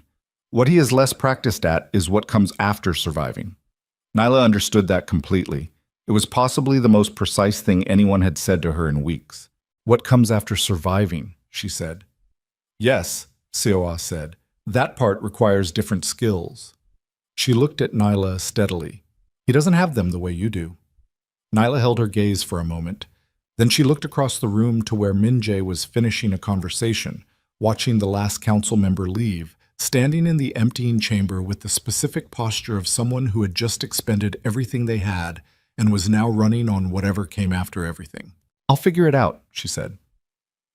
Seoa almost smiled. "Yes," she said. "I think you will." They didn't speak on the drive from the tower. Not silence born of tension. They had moved through tension and out the other side of it into something quieter. The city moved past the windows, and Min Jae sat beside her, and she sat beside him. And they were both, she understood, processing separately the same event from different angles. And the processing required the kind of silence that doesn't need to be filled. The residence was a penthouse in Central Seoul that she hadn't seen before. Not the Atlanta Buckhead apartment, but the real version of his life, the permanent one. It was larger than the Atlanta residence and more inhabited, which meant it had things in it that indicated a person rather than a temporary occupancy. Books. A specific disorder on the desk that suggested actual use rather than staging. A kitchen that showed evidence of someone who cooked in it regularly rather than occasionally. And soul through every window. She stood at the floor-to-ceiling glass and looked at it, the breadth of it, the way the city ran in every direction to the horizon without apology, lit and moving and enormous. "It's something," she said. "You get used to it," he said behind her, "and then you stop getting used to it, and it becomes yours." She heard him pour something, water, 2 glasses, and set one on the counter near her. She picked it up and drank. "Your father," she said. "Yes. What happens to him?" Min-jae moved to stand beside her at the glass. He was still wearing the council session clothes, the dark jacket, the controlled formality of a man who had dressed for a specific kind of battle, and he looked, she thought, like someone who had won something at significant cost and was only now beginning to take the inventory. "He loses operational authority permanently," Min-jae said. "The council vote isn't reversible. He keeps his personal assets. I won't pursue those, and he knows it. He keeps his name, his standing among the men who are loyal to him." He paused. "He loses access to syndicate operations, to the accounts, to the infrastructure he spent 30 years building. Is that enough for him to leave us alone?" "No," Min-jae said. "Not immediately. He'll attempt smaller moves, social pressure, reputation management, trying to rebuild coalition with men who voted against me today." He looked at the city. "But the voice memo. That changed the temperature of the room in a way that politics can't entirely undo." The council heard him describe using his own son as bait in a language that stripped all the justification from it. A pause. "Some of those men have sons." "Seo-ah knew that," Nyla said. "Yes." Something moved in his voice. "She's known how to use that room better than I have for years. I just didn't ask her soon enough." "Why not?" "Because I was trying to protect her from it," he said, "from the cost of being in it. She didn't need you to protect her from it. I know that now. She needed you to trust her with it. I know that too." He was quiet for a moment.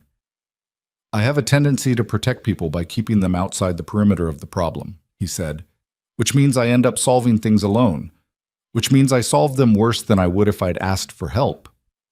"You asked for my help," she said. "Eventually.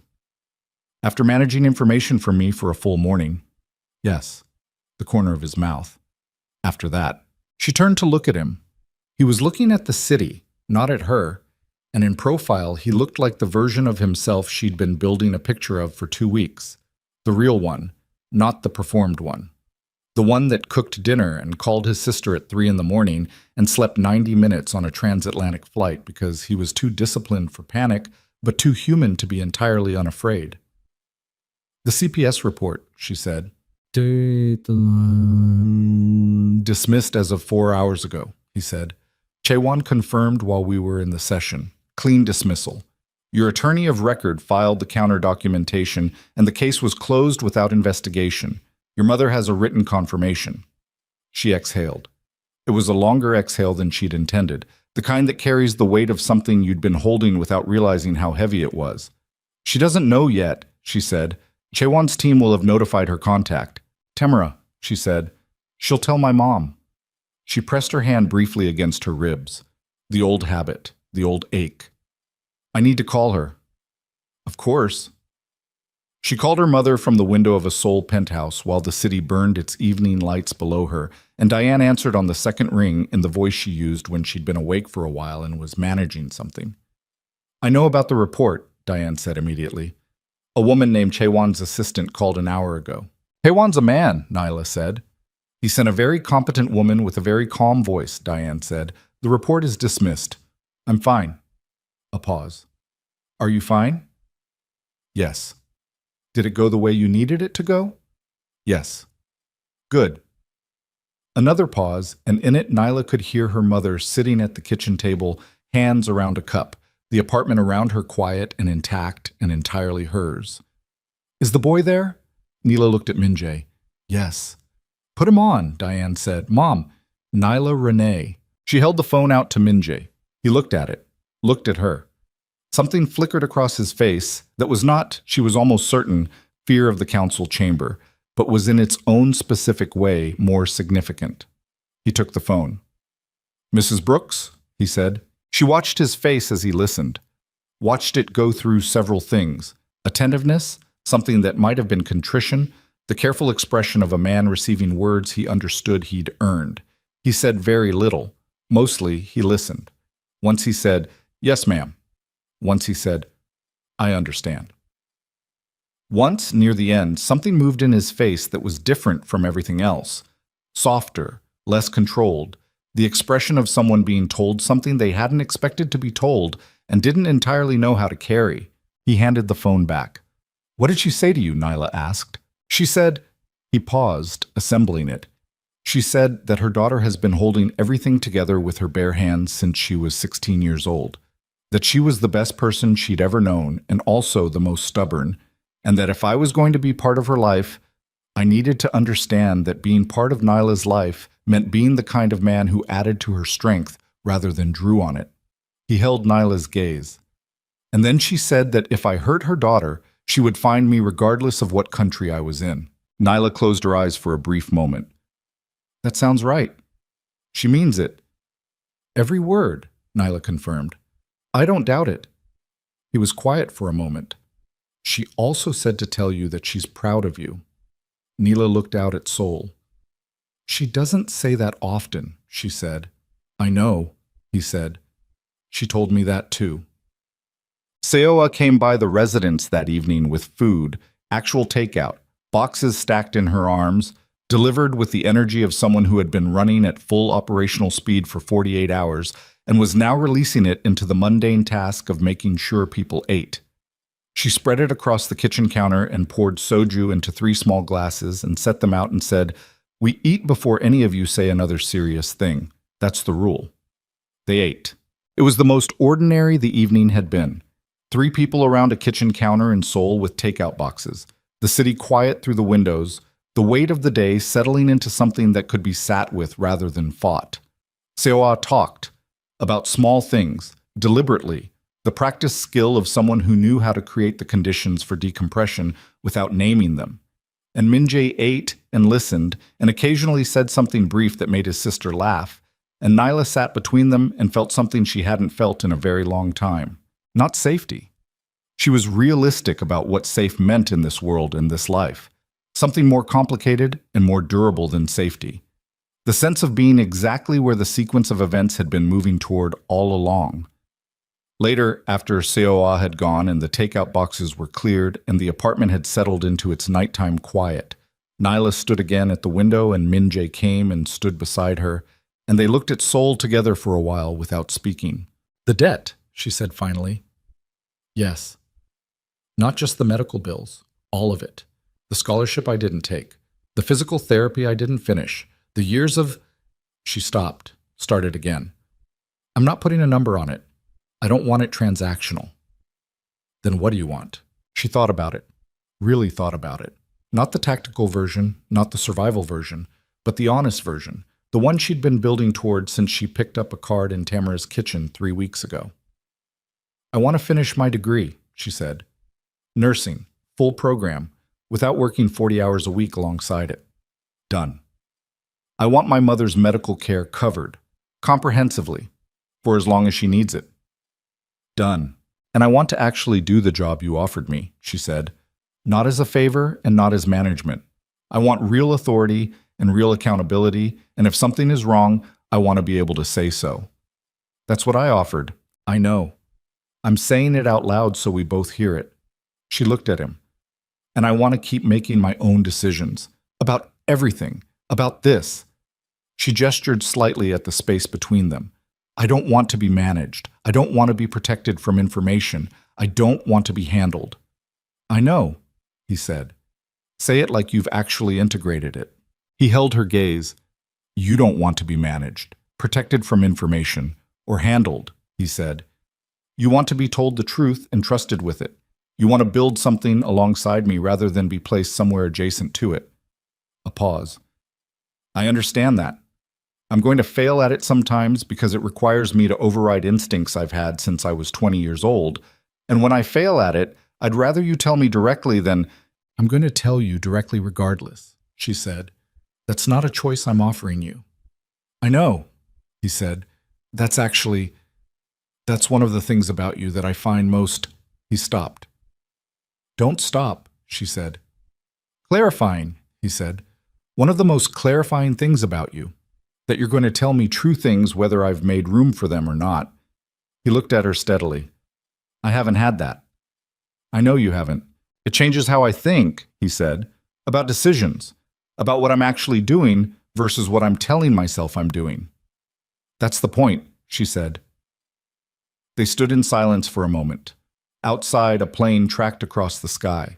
A slow red light moving north, carrying its own cargo of people in transit between one part of their lives and another. I need to go home, she said. Atlanta. I have a life there that needs to be dealt with. My mother, Tamara, my coursework. I've been gone 4 days and it feels like a month. I know. I'm not. She paused. I'm not running. I know you're not.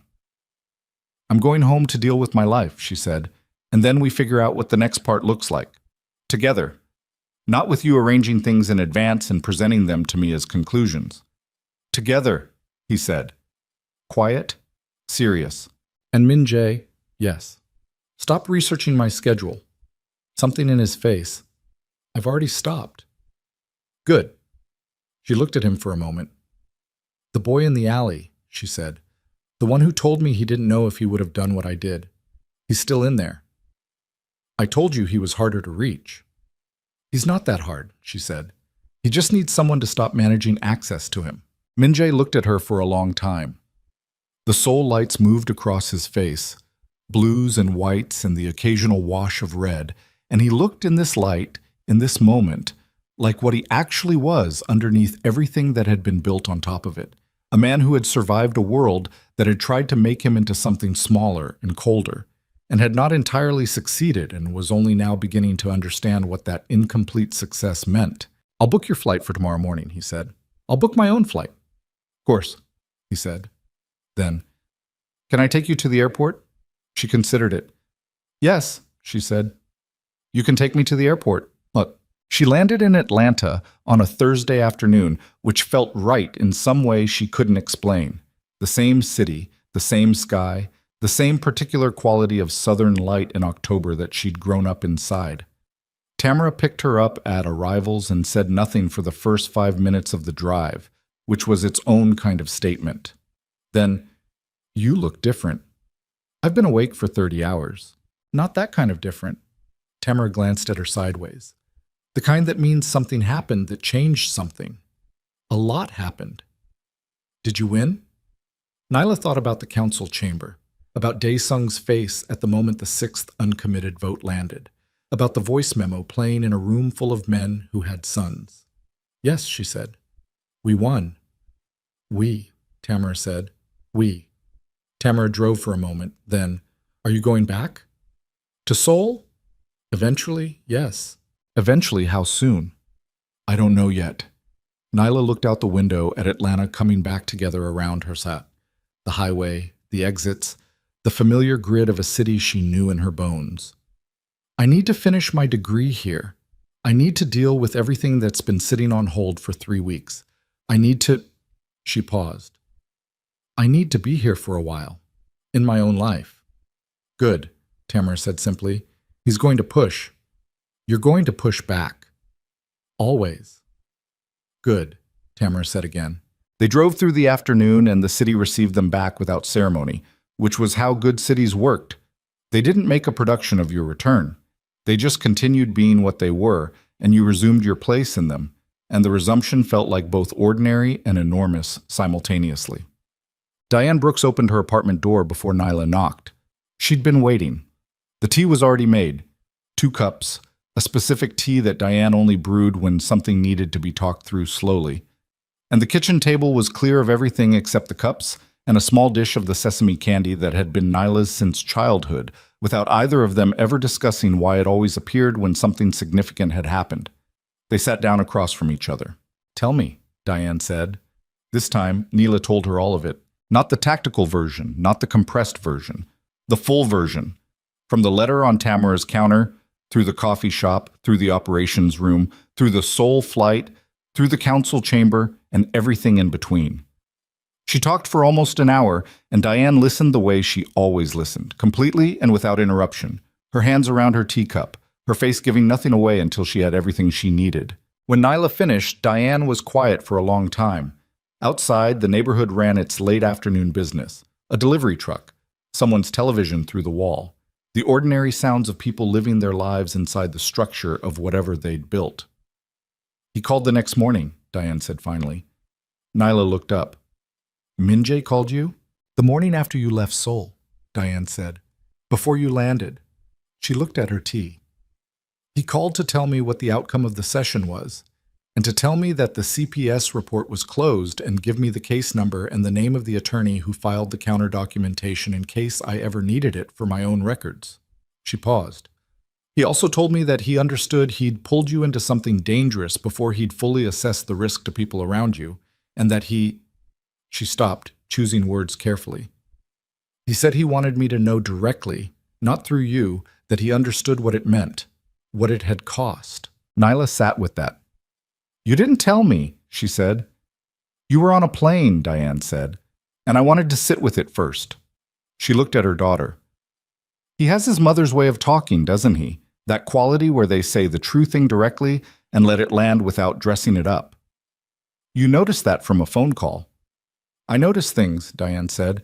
It's where you get it from. Nyla looked at the sesame candy on the table. She took one, held it, the small familiar weight of it. Are you going to tell me what to do? She said. I haven't told you what to do since you were old enough to understand why I wasn't, Diane said. That's not going to change now. She picked up her tea. What I'll tell you is what I see, which is that you've been surviving for 10 years. Very well, with a lot of skill and not enough help, and that you are, I know my daughter, ready to stop just surviving and start building something. She looked at Nyla steadily. The question isn't whether he's dangerous. The question is whether what he's offering is worth what it costs. Is it? Nyla asked. Not helplessly, just asking.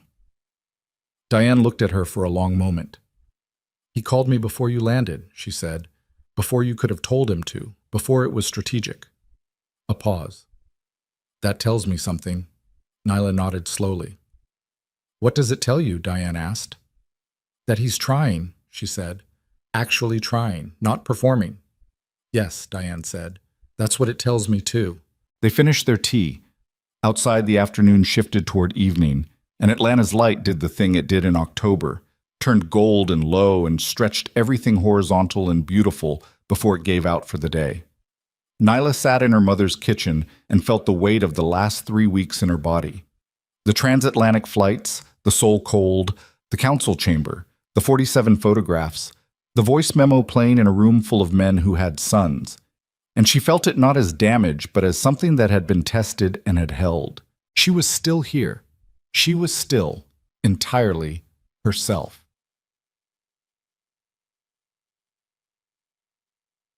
The months that followed were not simple. They were not the narrative of a problem solved. They were the actual work of two people trying to build something honest inside conditions that had not been designed for honesty. And the work required repetition and failure and correction and the specific discipline of choosing over and over to say the true thing rather than the easier one. She enrolled in the full nursing program in January. The tuition was handled through a scholarship fund that had been set up under her name, legitimate, properly structured, completely separate from syndicate funds, and she'd reviewed the documentation with her own attorney before she agreed to anything, which Min-jae had anticipated and prepared for, which was both appropriate and still required a conversation about the difference between anticipating her needs and making decisions for her without consultation. That conversation had taken place on a video call at 11 at night, and it had been sharp in several places, and at the end of it, Min-jae had said, "You're right, I'll restructure the approval process." And she had said, "Thank you." And he had said, "You're going to keep doing this." And she had said, "Correcting you when you're wrong? Yes, indefinitely." And something in his face had shifted into the expression she'd started to think of as his actual face, the one that came when the control relaxed because he was somewhere safe enough to let it. She started at the Atlanta operations office in March. The HR compliance and community engagement division she was hired to run was real, as he'd said.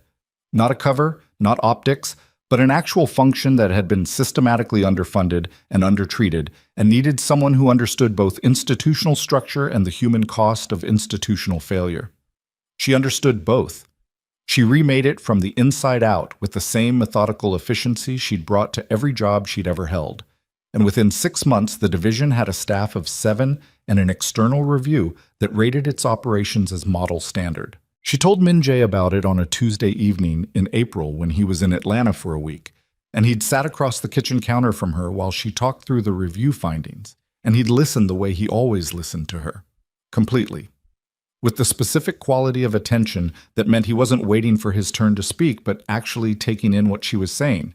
And when she finished, he'd said, "I want to show you something." He'd pulled up a document on his phone. The restructuring plan for the Kang Syndicate's 3 largest legitimate subsidiaries, a 3-year roadmap, detailed, written in the language of someone who had thought about it for a long time.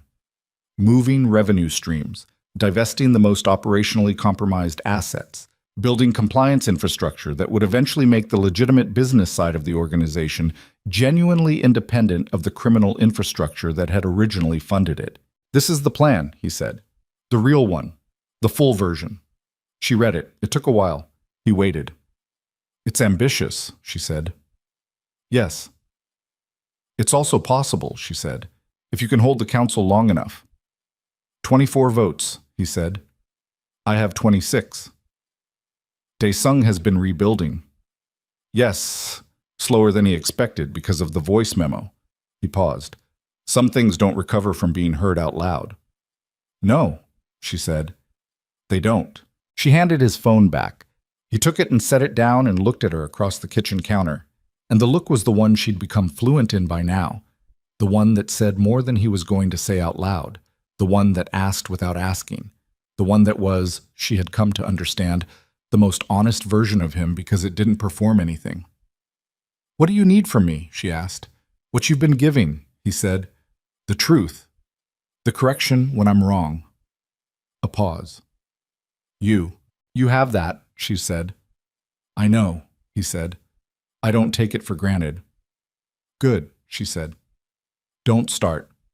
In October, exactly 1 year from the letter on Tamara's counter, they were on the rooftop of the Seoul skyscraper after a dinner that had started as a work meeting and turned into something that lasted 4 hours and covered everything from the division's expansion to COA's new independent advisory position to Diane's most recent cardiology results, which were better than the previous quarter.